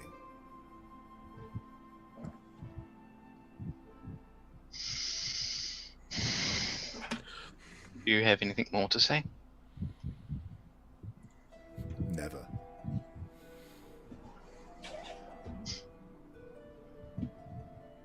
Very well. Any of you wish to know something he might know? There's an Eladrin in this world, as I'm still looking at the sphere. Do you know where it is? Yes. Other than... Where is it then? Other than right in front of you.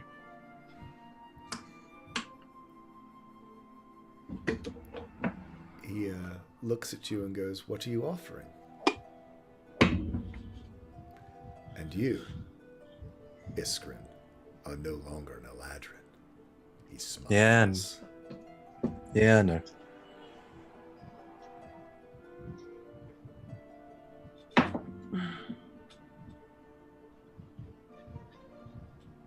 I think I'll be right to find them myself. Where's the fun in finding secrets if I cheat? Now you've got the spirit. Also, your sun's off by about 16 degrees on the axis. You know that. I know that. This is Incorrect. what people believe.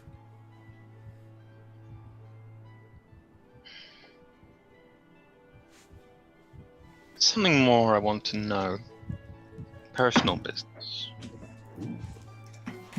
My mother Yes? and her clan. I'm going to presume you know about that. Yes. Is there anything else you want me to dig up in exchange? Something that I can search for, that I can puzzle out? He smiles at you and goes,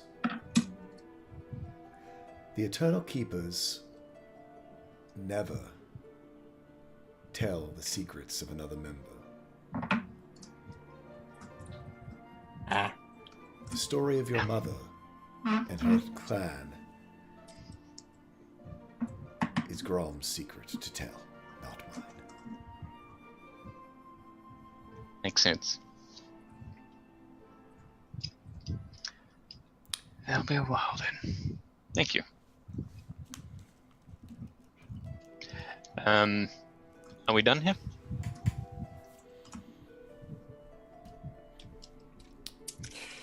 I mean, we could find out maybe about a little bit more about Barty. I do not think we have the currency to pay for any more secrets. Insightful and wise. Good day I to don't you. have many secrets, so You are so bad at keeping them. like this is why you don't tell me things. Good day to you. Yeah. He gets up from the Good table day. and walks Yeah. deeper into the And he office. Axel actually will say that, and what I can gather from ancient Draconic, thank you, and bow. He replies back in Draconic in a very formalized goodbye. I'm just like, whoa, what was that? No, I'm Thanks. just like, whoa, whoa, whoa, whoa, whoa. And you guys head back out. The wall closes behind you, the door once again hidden. The scholar sitting back at their table. You see them rearranging the books upon their table and the notes that they're taking.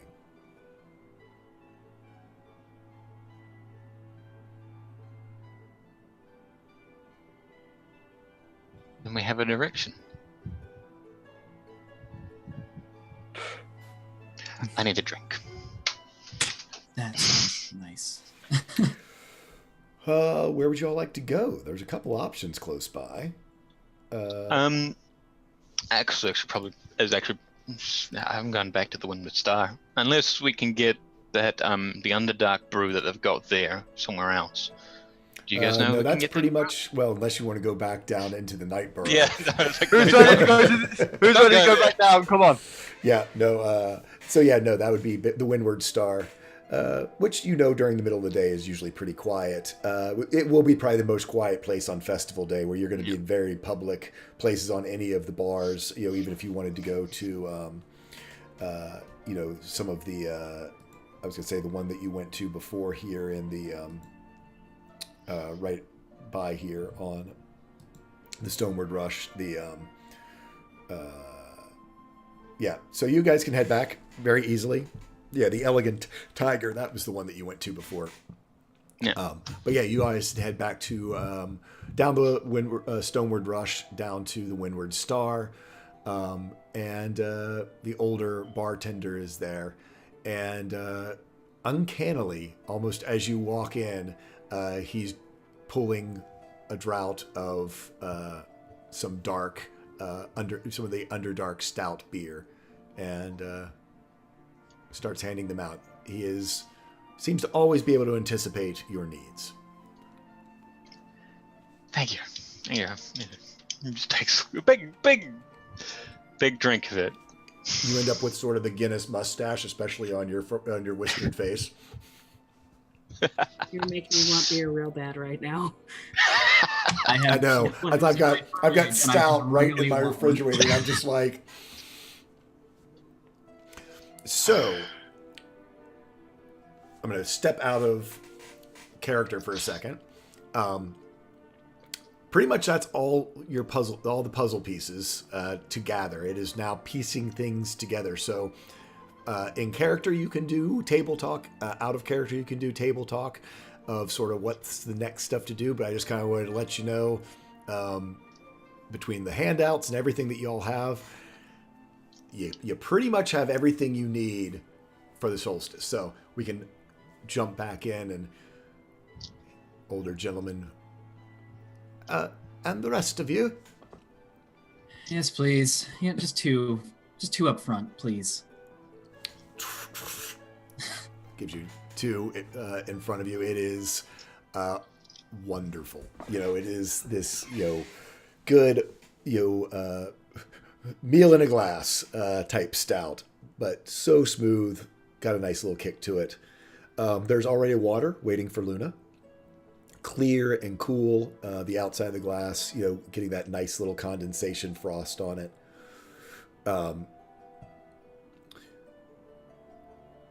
Looks to Luck. What are we drinking today?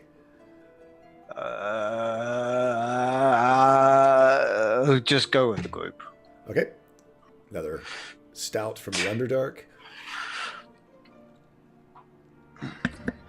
I'll take a stout as well, if you do not mind. We'll make sure to stock more for you. It does seem to be your group drink. It's quite delicious, to be honest. So, You enjoying Where do the we festival? it's pretty. A lot of exotic foods. There was this one place with pork on a stick. Tell it was pork because it was a whole pig. Ah, meat by me. Yes. Yeah. Oh, you've heard of them? Oh, Chad's a good friend. Yeah. Chad the orc. Yes, I did that. Chad the Orc, who was also forced. By the way, this is your fault right now. Oh, Yeah. Well, it's 5 p.m. somewhere. 10 p.m. here. There you go. 9:21 a.m. Each new son just one day. They mentioned fate here, and there's 3 names being united. Is this the sisters? Is this the convergence? Is this? We have 3 names. I'm fairly certain Callum Greymont would be one of them. If we have to talk 3 names together, this might be a tangent here, but it might be a thing. He was the one who led the army. He could be involved in the secret and finding out just where they went.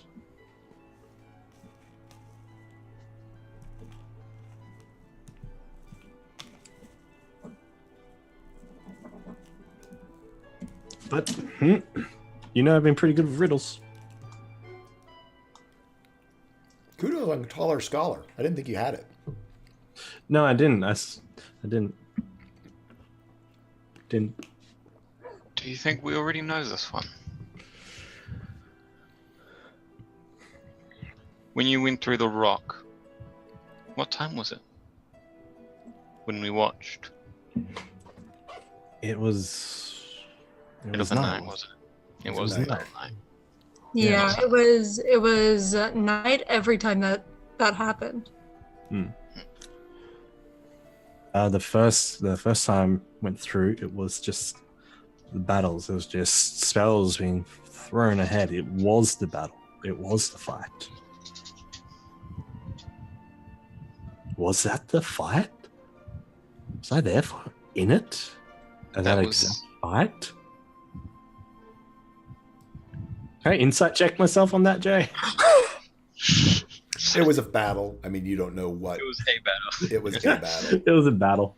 There was many battles. I mean, the years Yeah, went they- on for it- an entire cycle. Yep. So there was a long time for those rocks to be affected by the magic. The important part was the last part we saw, which was in there, whatever they were doing. The elves. These most fucking rock. It's from their fate.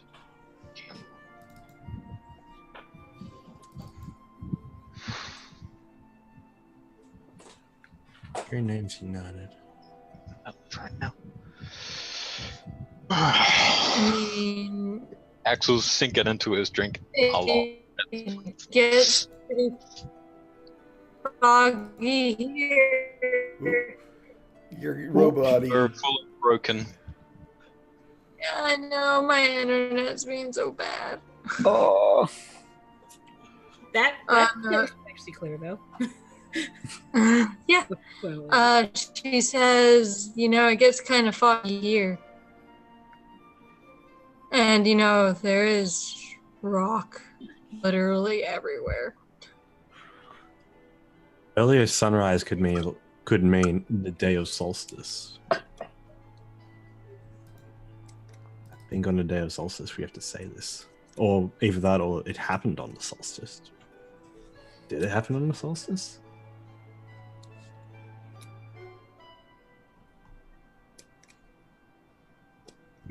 I think it happened on when the convergence happened, wasn't it? Uh-huh. The gate opened. Hey, Geeky Tea Party, cheered 100. Thank you. Appreciate that. We're in the middle of riddling. My poor party.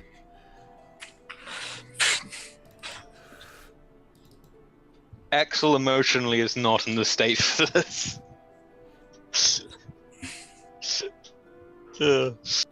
Rename she noted.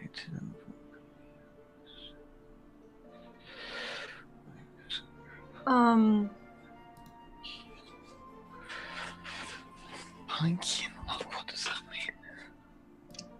Out of character, because I can't remember Okay. how many people or figures were with the Frost Prince whenever we were able to see through Iskrin's eyes. You there at the forge? No, whenever Iskrin went through the stone, saw the battle, I remember him Oh, right, meeting the Frost sages? Prince, and there was like, yeah, So the sages, the elven sages who we blinded, how many of those were? yeah. Lots. I mean, there was probably A 2 lot. dozen. Hmm. We know if any of them are still, or if any of their families are still alive. 2,000 years, dude. Their families potentially, but yeah, that was. Yeah.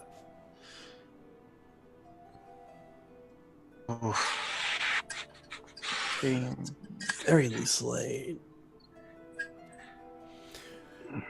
So here's a Could question. it be like,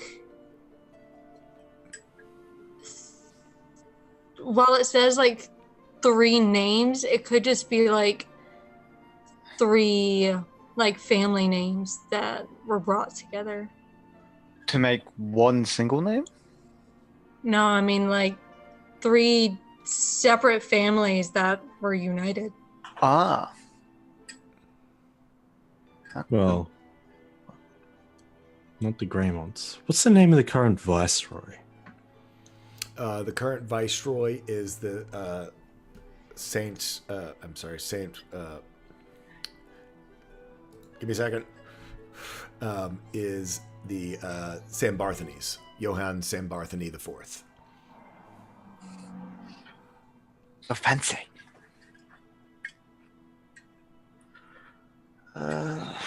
Maybe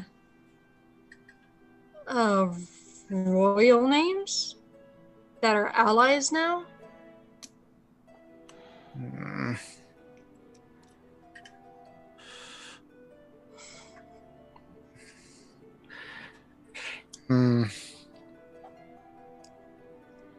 Oh, magic went dark.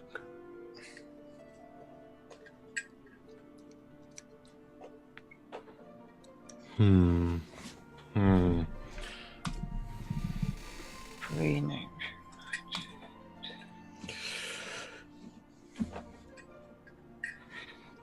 The great general of the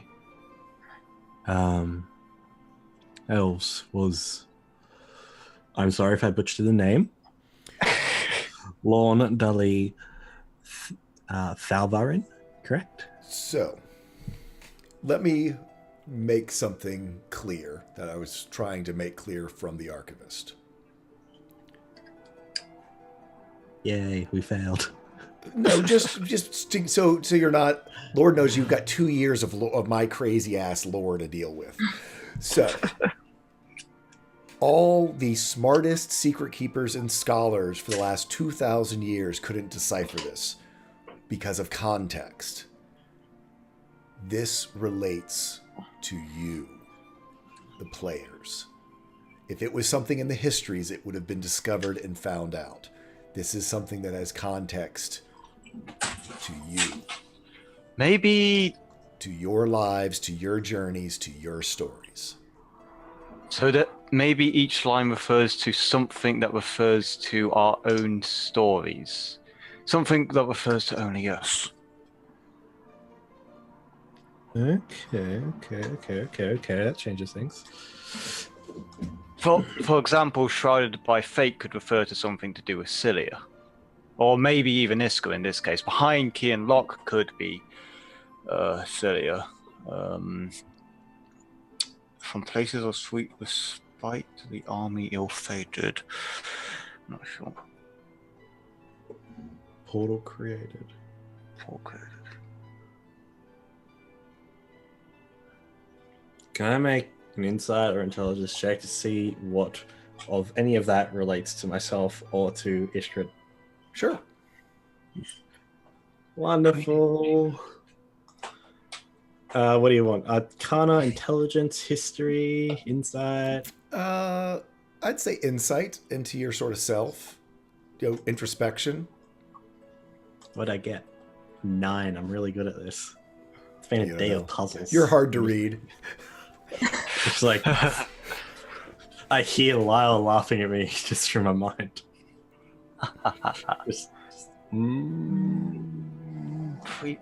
Paul, from a place of sweet respite.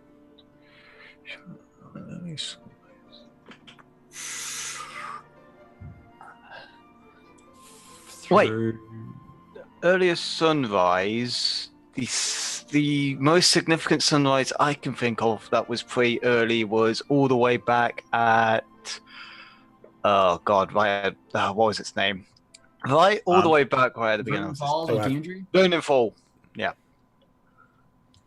What would the United though be?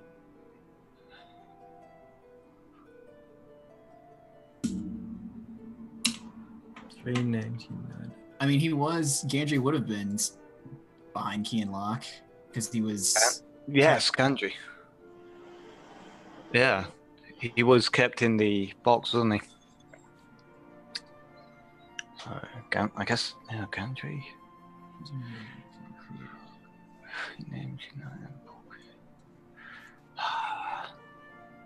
There was Does anyone remember going through a portal any time? Teleportation. What encounters with teleportation have we had?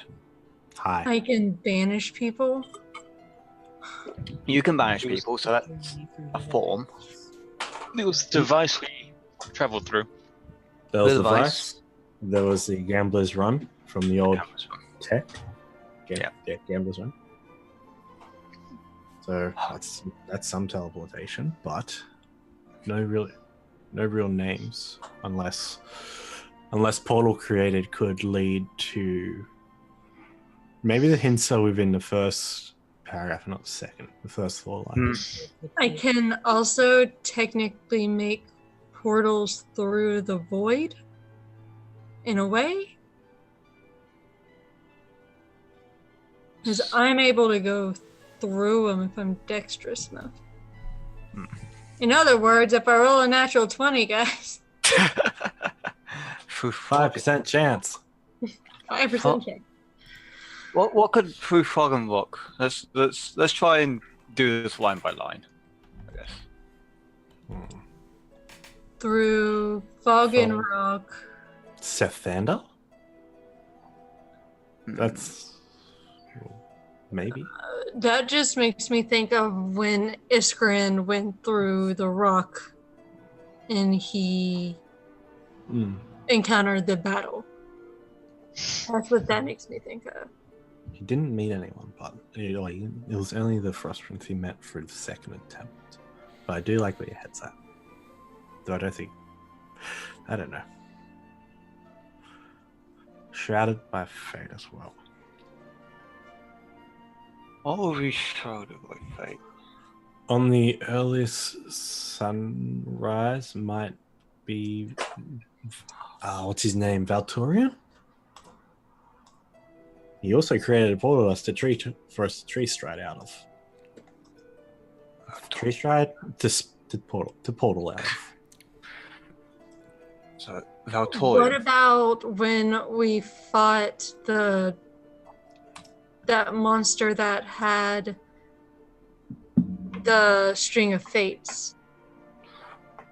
The fate worm or whatever it was, Yeah. That thing was horrible. Then she motions to Iska and says that basically hurt Iska. It did, but I don't think it had names. Or if they did have names, I did not catch them. Hmm.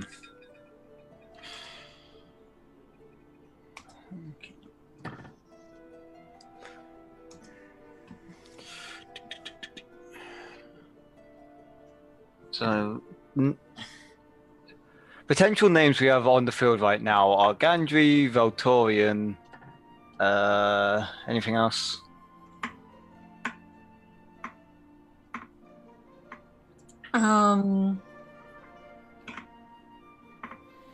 Hey, Miss Mickey. Boy, I just messed up. Hey, Miss. Yeah. They are deep in puzzle solving. Earliest. This is why you shouldn't have 2-year campaigns that have clues spread all through it, because there's 2 years of campaign with clues spread all through it. Now we're just scrambling through notes. Seriously.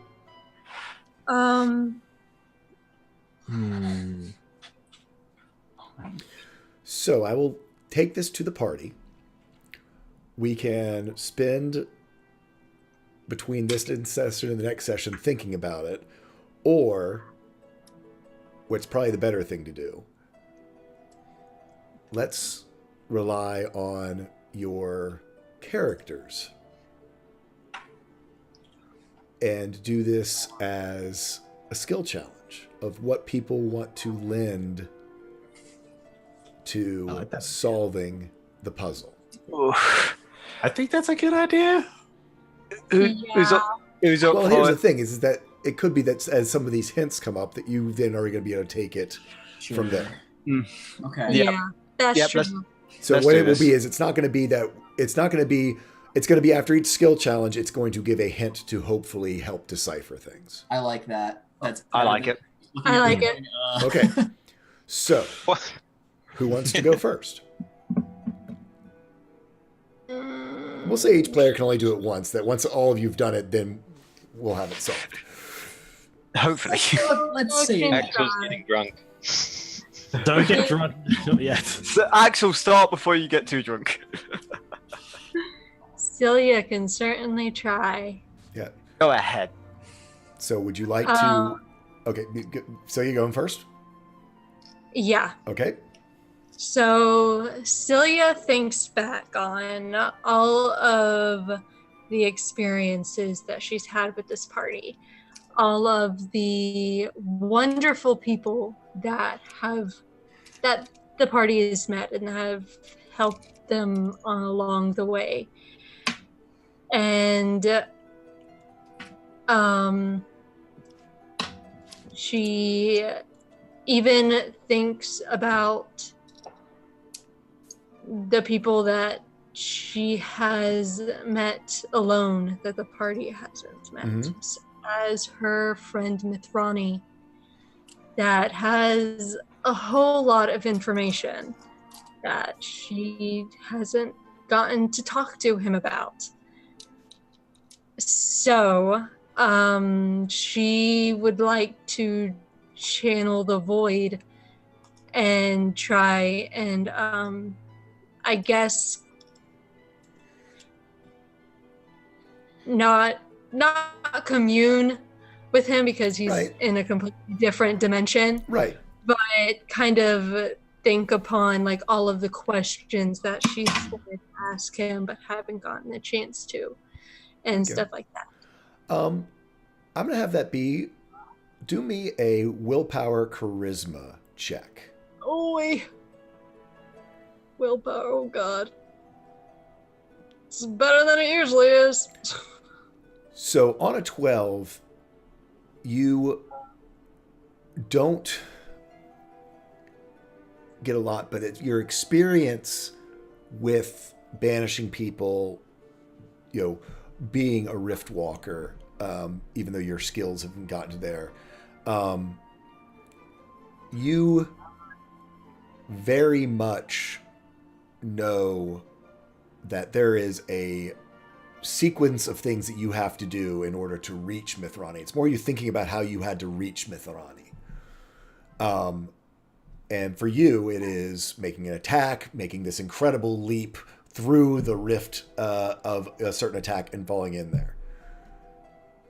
What Cilia comes up with is that almost that the three names are like the combination to open a portal.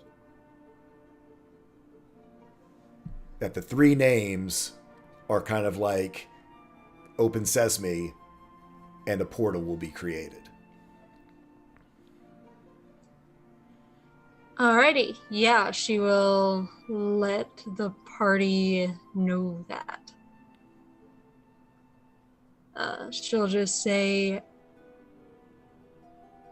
I'm more than positive that the three names, if said together, will open a portal.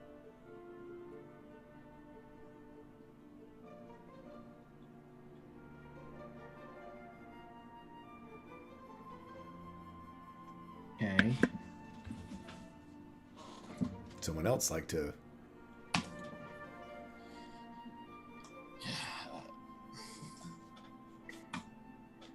How about Iska? Okay. What Iska will add.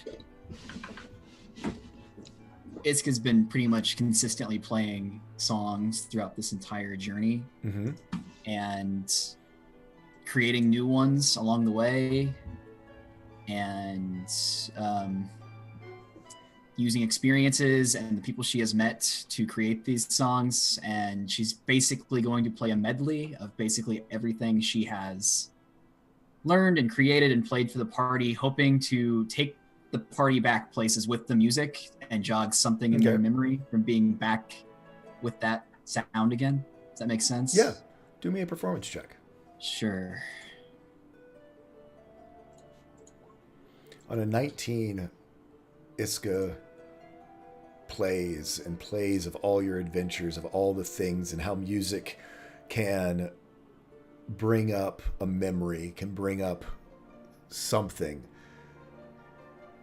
And while it doesn't bring up specific memories, it gets all of you to focus on Iska in her performances, in her veil, and being known as the Shrouded Maiden.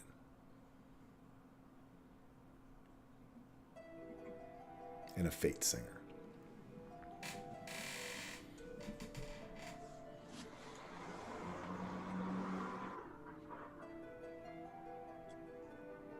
Is it the three names, the three sisters? Clotho, Lachesis, Atropos? Is it Atropos is the third one?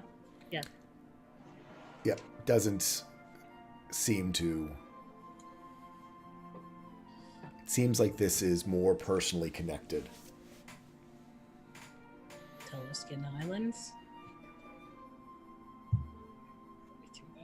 I didn't hear what you said, I'm sorry. Oh, I was just talking about the Teleskin Islands. Yeah. Oh, yeah.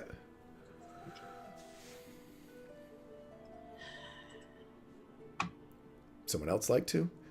Again, you get the impression that this whole thing has something to do with Iska.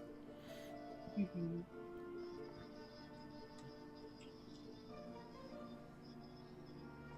What were the dogs' names? Oh, dear God.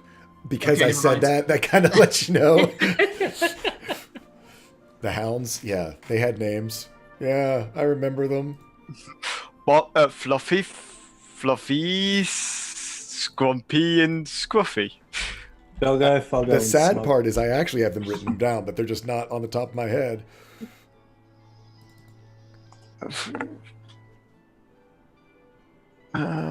Something to do with this.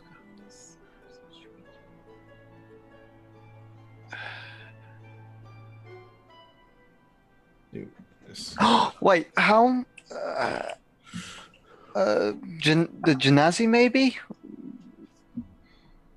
We know Luna, Gandry, and I feel awful for forgetting that name now. Lily. Xander, Sky, Gandry. Yeah, you've known quite a few different Genasi. Yeah. Never mind. Pull that one back. Yes, Speedy, there is a bit of a puzzle going on. As you can see, we're all just like, Can I reach out for some divine wisdom from St. Cuthbert? Sure, you can. Hey, Actually, do you want to do a true divine reach out? I mean, I don't think I actually have that ability. You really don't by this point, but No, then I like it. okay. Bit of meditation. Something. Do me a D100.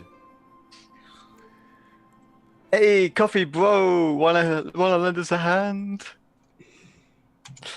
coffee. Get it.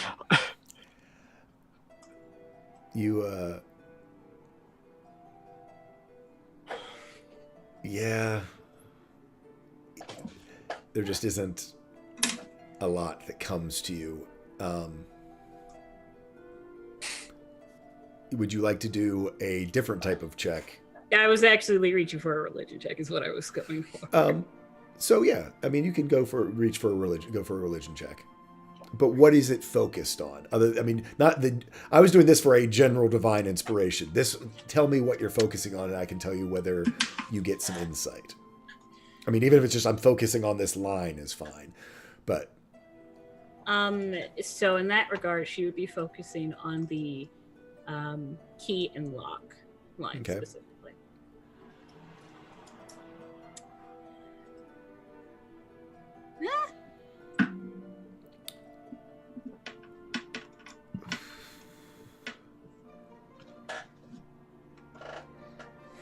It kind of goes hand in hand with the three names, that you kind of have to find, whether these are names said out loud or whether they are, objects or things that basically, again, like a key and a lock, you need to find both where the lock is and the keys. The only place that really comes to mind that fits the first line is the place where all the funky stuff happens to get here. I've forgotten the name of it. Vineyard, yes, sir. 21 years ago, Day of Blood. Do you want to do a check to see if you can get some insight into that luck? Yeah, he's gonna try and pull up his knowledge of certain locations they've passed through that would maybe fit the description here. Okay. What kind of, are you going to do like a wisdom? You can do a wisdom check on that, or you can do a nature check. Survival, I would even give you. I'll go survival. Big money. 24. 24. The earliest sunrise happens on the solstice. It's the longest day of the year. All right. This is more about when than a where. All right.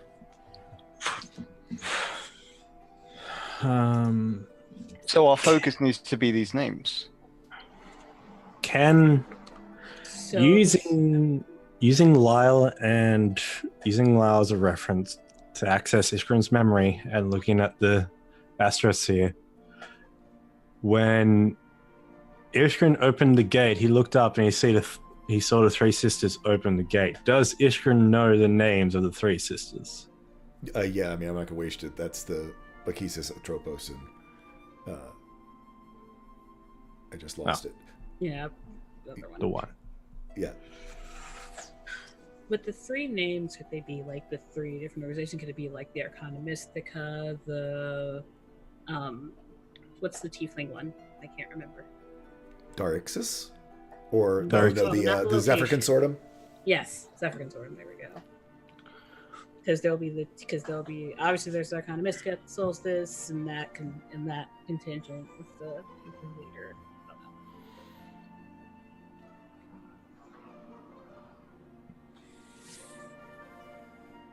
Because in the ramblings of Murat, we need earth, fire, and air. It's mentioned we need those as well. Yeah, Speedy, no spoilers. We found all them. Yeah, I forgot Speedy knows. Hey, how much is it worth? The heck and doozy. Thank you. Makes so much better. It's people we've met along the way, along our journey. That would make sense. Iskrin and Lyle would give you that insight, Vidar.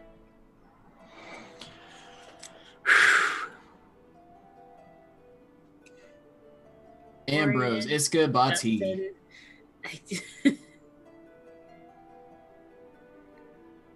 Lily, Gandry, what is the name of the Earth Genasi boy that was working with the Temple of Purity in East? Who was his name? I have that file on the computer. I don't actually have. What was his name? What's his name? What's his name? What's his name? Maybe it's and your parents' names. That works. Alwyn? Does that give me any kind of anything? It's just something I'm putting out there. I mean, it's an idea. Can I do a Arcana check through Lyle to kind of sort through the things and people and places we've gone and seen? As just as reference, as he's usually always going. You have this answer already. Damn it. And we're sure it's tightly related to Iska. We I don't think of the main stage as a place of sweet respite. Places of sweet respite.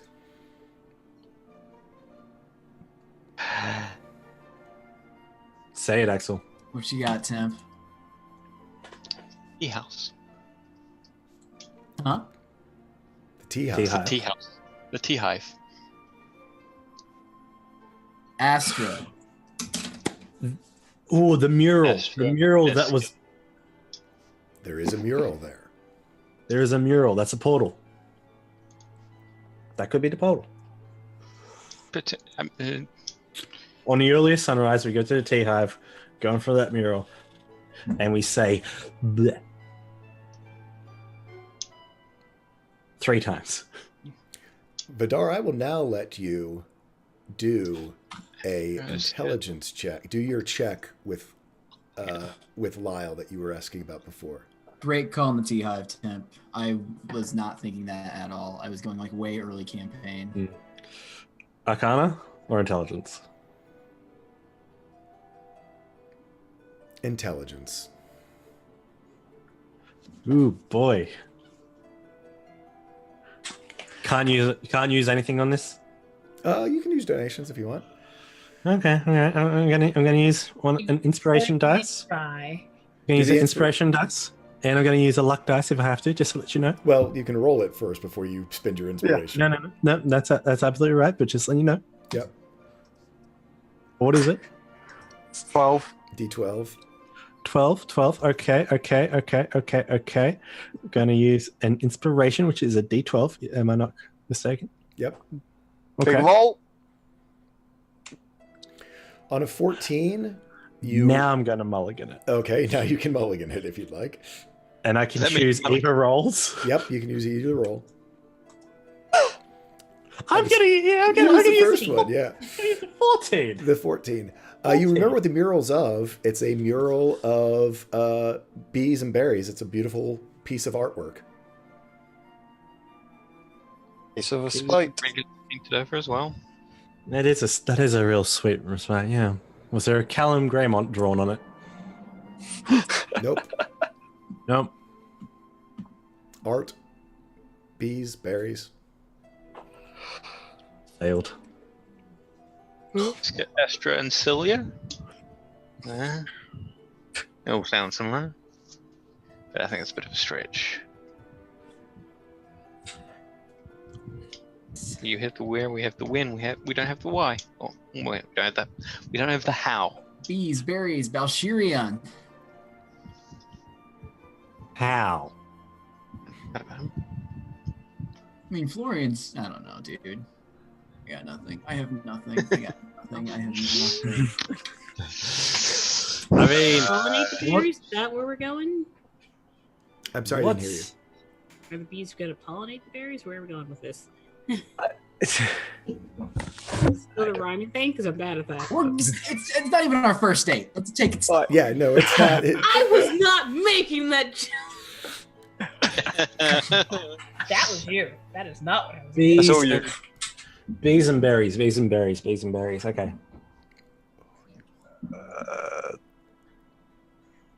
You want to say something. Wait,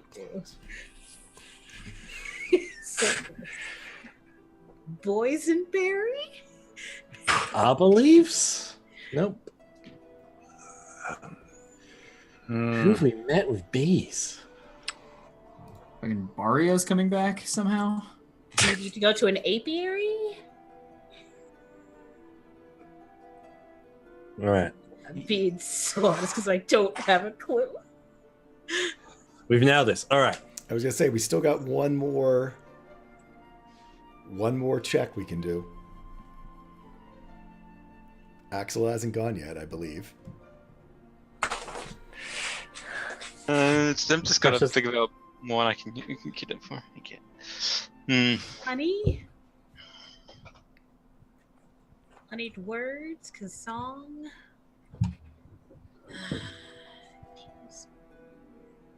Yeah, Axel's gonna pull out a piece of paper and sort of start scribbling all the little things that we come up with down, just so they're on a piece of paper for him to cross-reference. Because we've been out of practice with that for a bit. Yeah.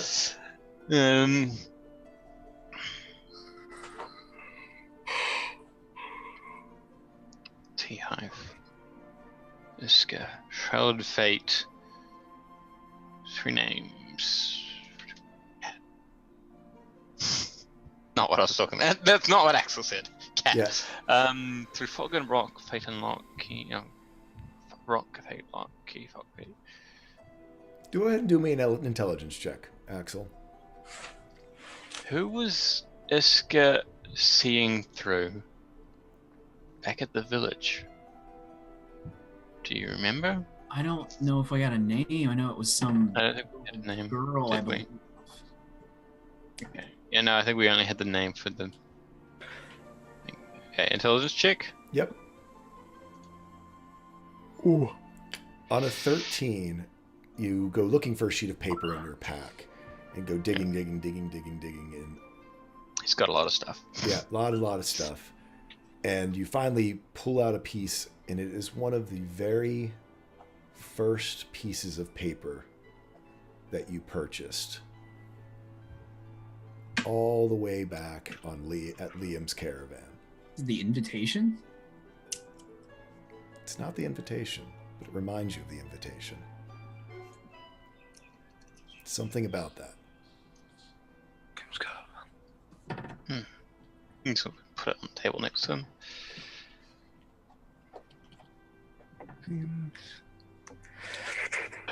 I wasn't there for that. Nope.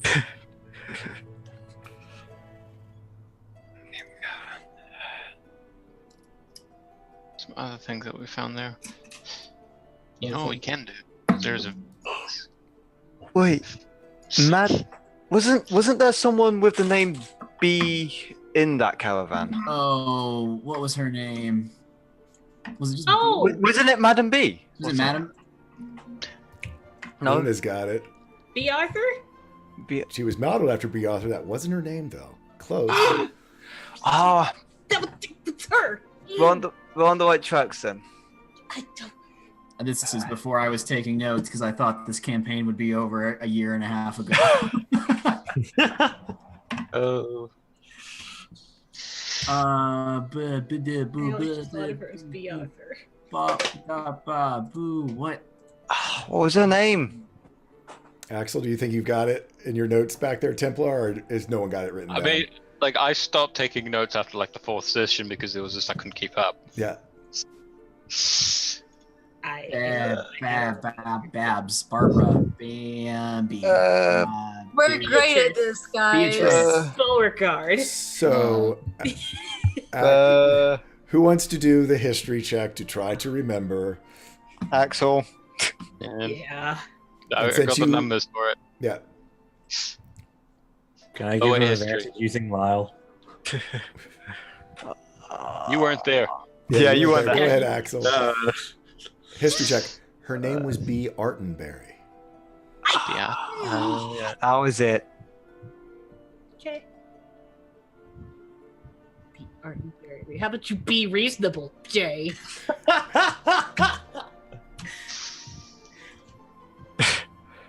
An important person from Iska's life, as that was the person who gave her the invitation, who she got the invitation from.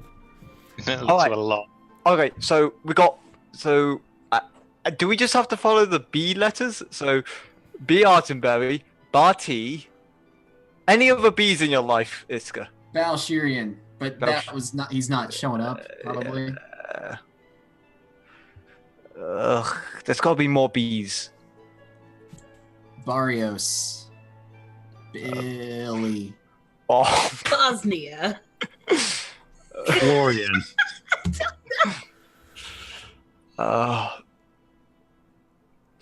Bees. Why are you on the B's at this point? Good Lord.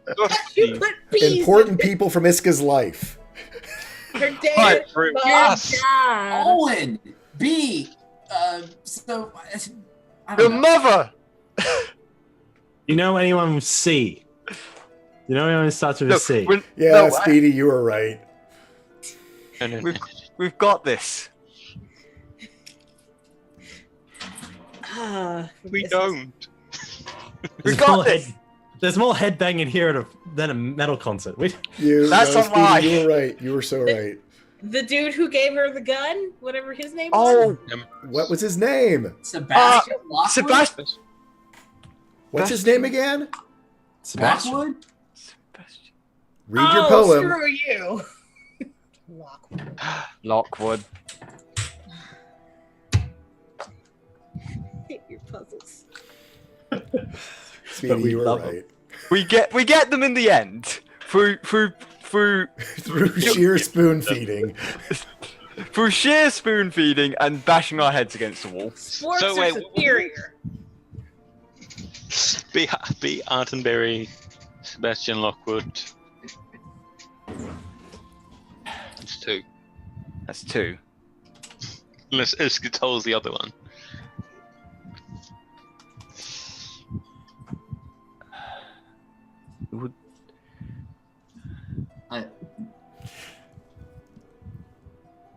Speedy told me. I should have known. What are our current names? This one's recent. I will say that. This one's at this least one's- recent. Astra.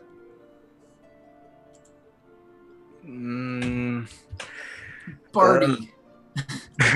Ambrose. Ambrose. It's warmer. Who? Brad Oh, Jr. Vlad. Yes, it is Lad Jr. because that fits right in. We cracked the case. Celia looks in her cloak. He's here. Iska, who else have you interacted with within this place? Everyone. What's his name? Nullifier. Who was the man who sold me my father's violin? Oh, Kenson Brasshop? Keeson? Keeson. I'm just scrolling notes. Yeah, it's Keith. Keith and Brasshop. So it'd be Keith and Brasshop Pine Key and Lock. and Key. Stay out of my pun territory, Jay. This is what happened. This isn't puns. This is Yes, names. Wordplay. Literally, Key was a part of the Puns name. are wordplay. Lockwood was part of the name. Yeah, keyword Lock. That's Lockwood. a pun. No, of course not. Yeah. It's Right. wordplay. It's different. Is Keeson Brasshop? Does it sound Is it a name? It's a name that part of which appears in the poem. Yes. There's key in his name. He said, "Call me Key," when he introduced himself. There's key. So Key. B. Artenberry, Keeson Brassop, Sebastian Lockwood. Yes. B. Now we have to figure out how. Do we say these names or do we unify them? It says unified. Good luck. Says unified, so we gotta put the three names together, which I'm gonna do in the Google Doc, and we can all look at them for a second. Yes, that would be smart. Keith and Luck would be Artenberry. Now you think I'm being too complicated. Case and We bro. just literally say the names one after the other in a particular order. Is that it? No? No. Okay. Do we crossword this? Do we find another word after we? They're in the specific order there. Anagrams. Oh no, I wouldn't give you all an anagram. I know you all that well. Oh God. I could never do an anagram. You have, so Iska, I won't even make you roll for this. You have the gun given to you by Sebastian Yes. Lockwood. Is it engraved? Do an investigation check. I will. Or Iska can, unless she hands it to you. Can I help? Please? Yeah, y'all can give her advantage by all looking at it together. Iska's on her 17th beer by this point. Yeah.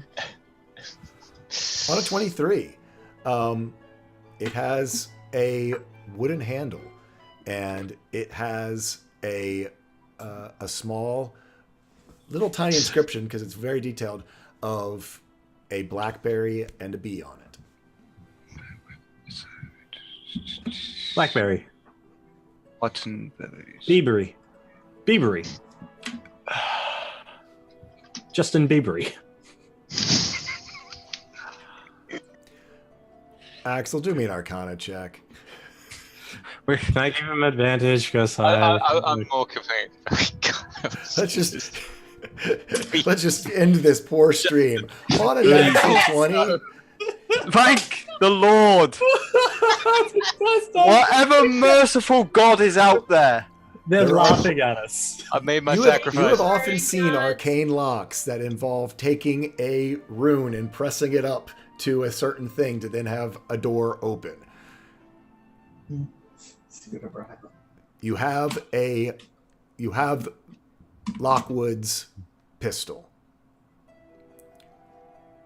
Axel, on the 29, you know when you were inside looking for clues inside of Kean's store, there was his little model of a brass harp that you actually set upright back up on the shelf. Celia did that. Oh, sorry, Celia did Someone that. else did that, yeah. I saw it, didn't touch it. Yeah, sorry. So Celia put it back up on the shelf to straighten things up afterwards. So what do we have from B? The invitation. The invitation. Is that all we have? An invitation, a gun, And the In the heart. harp. and the harp back at the Siren's Fiddle. Yep. Right? At the Oh, tea we got- hive. The tea hive. No. I was talking about the Keeson thing. Oh, yes. The harp Just is said- there. This Yeah, is so why it's I'm like, confusing. wait, you had it. Why are you suddenly taking these things to the violin store? No, we take like a these kid three photo. things to the tea shop On the day of the solstice. In the morning. in the morning. Here's Straight away. see, here's our issue. Are they gonna just let us take that harp? We'll We can- buy it if we have I'm to. gonna be very charismatic. I was gonna say it had been broken into. The last I that you I know, it used was the like boarded pistol up. to kill Keeson. It's canon. It was Ta-da, yes. it was Iska in the siren fiddle with the gun. With the gun, with bees and berries. Eating bees and berries. Shall we fast forward to that event? So that's where we're going to end today's session, thank God. Seriously. Yay, Oh my God. yay! My 2-year riddle paid off so well. I'm so glad I did it. I hate riddles I hate so that I much. planted stuff all through the campaign. Yay! We Yeah. tried well. We tried Okay. hard. Tried. You We know what? really did. Finish the stream, actually. So yeah, we're gonna end now. Hey everyone, thanks for tuning in. It was great. D&D, yay! Sometimes you make puzzles that stump your players. It's great. Anyway, I feel like what's her name at the Stream of Many Eyes when they didn't figure out her navigation puzzle. But anyway, puzzles, they're fun. You should give them to all of your players. They love them. See? We'll start off with Dragons or Cats. Tell us where you are and how much you enjoyed solving puzzles today. Puddles. Wow, I haven't stuttered in like a I decade. love some puddles. I'm gonna go jumping one. It's hot. It's now 29 degrees on a Sunday morning, and you can catch me at Dragons or Cats, where I'll be streaming some D&D, some Divinity, maybe some Red Dead if you're lucky for some Rudy Tooty Cowboy Shooty. But until next time, more puzzles, please. Bring them on. Literally a ghost. I Yeah, will- you should definitely tune in for the last 30 minutes. I will Go push ahead, it. Templar. Hello, I am Templar War, and I was playing Hidden by Axel, the grouchy cat boy. Because, you know, kind of just sucks to have a little bit. Yay, he found these people with all these secrets, and they're jerks. Anyway, you may find me anywhere on the internet as Templar Warden. You may find me on Twitter at RainerTemplar. I just retweet stuff there. You, of course, may find me here every week. You may also find me in the Discord for The Voice, which should be showing up in the chat if you guys want to go there. Yeah, and it was good fun. Good fun. I mean, ups and downs, but all in all, crazy good fun. Crazy good fun. I was going to say, anyone who made up a rhyming puzzle like that, did you really think they weren't going to be jerks? And there you go. Bird. Yeah, we're still Hey, gonna I'm play Bird. stuff You can tonight, find me on right? Twitch and Twitter at Bird vs. Plane. Yeah, Bird probably I won't be doing World. Probably is not going to go and play Divinity with me now because I've ruined my evening for the sake of a puzzle. Next up, Alicia. Hey, I'm NNG9 on Twitch, 98 on Twitter. My internet is slightly better now, so we might be able to geek out some streaming this weekend. We will hope. Woohoo! Your local puntress. And just so you all know, if you want peace of mind, don't give your players puzzles. Guilt him into it, Mishy. Tell him to forgive me and play Divinity with me. Good Guy Pie. We'll have beers together. We'll like salvage what's left of our friendship. Good Guy Pie's too cool for us. This is Agent Good Guy Pie reporting in. We have a code. Puzzles are difficult. Please help me, oh Lord.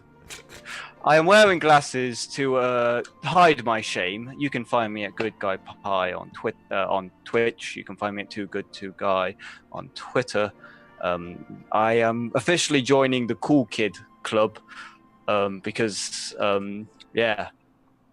You know what? The D&D, it's not for the cool kids. I'm out. You know, it's time. I'll be riding the motorbikes and doing the... I don't know. I'll be back next week. Drinking Druid, Jeanette. Hi. My brain is fried. You can go follow me on Twitter. You can also go find me on Mixer. On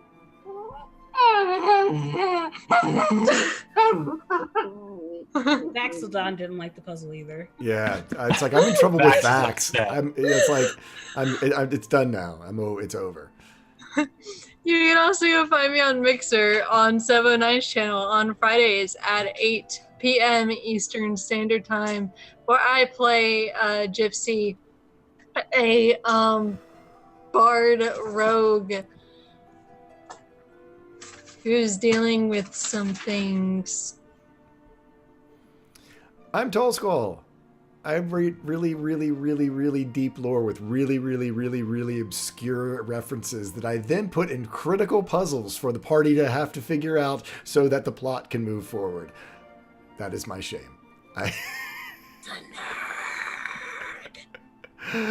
Anyway, thanks for tuning in for the fun and excitement of riddling. The good news is there's no more riddles. It's just combat for like the next 10 sessions. So Done. See, take my Celia's Harry Shadow. good at that. Actually, Luna would be great. Look, You found the secret to make me enjoy combat. There- combat. Or we can do more. Yeah, combat or more puzzles, Bird. Combat's always risky, you see, because there's like Bisk always dies. No, red dragons for the next three weeks. That's it. Please. So anyway, I'm getting condolences from Scrat. I'm gonna just, me and Alice are just gonna go in a corner and write really obscure lore for like the next week. Anyway, thank you everyone for tuning in. I really do appreciate it. Thank you for all the donations and the subscriptions, which are going towards Dedicated Endeavors, which is a wonderful charity helping veterans with mental health issues, including PTSD. Do appreciate it. Until next time, gather your friends together and tell a story, because that is what it's all about. And if you can hide it behind a puzzle, every time. Bye-bye. Good night, everyone.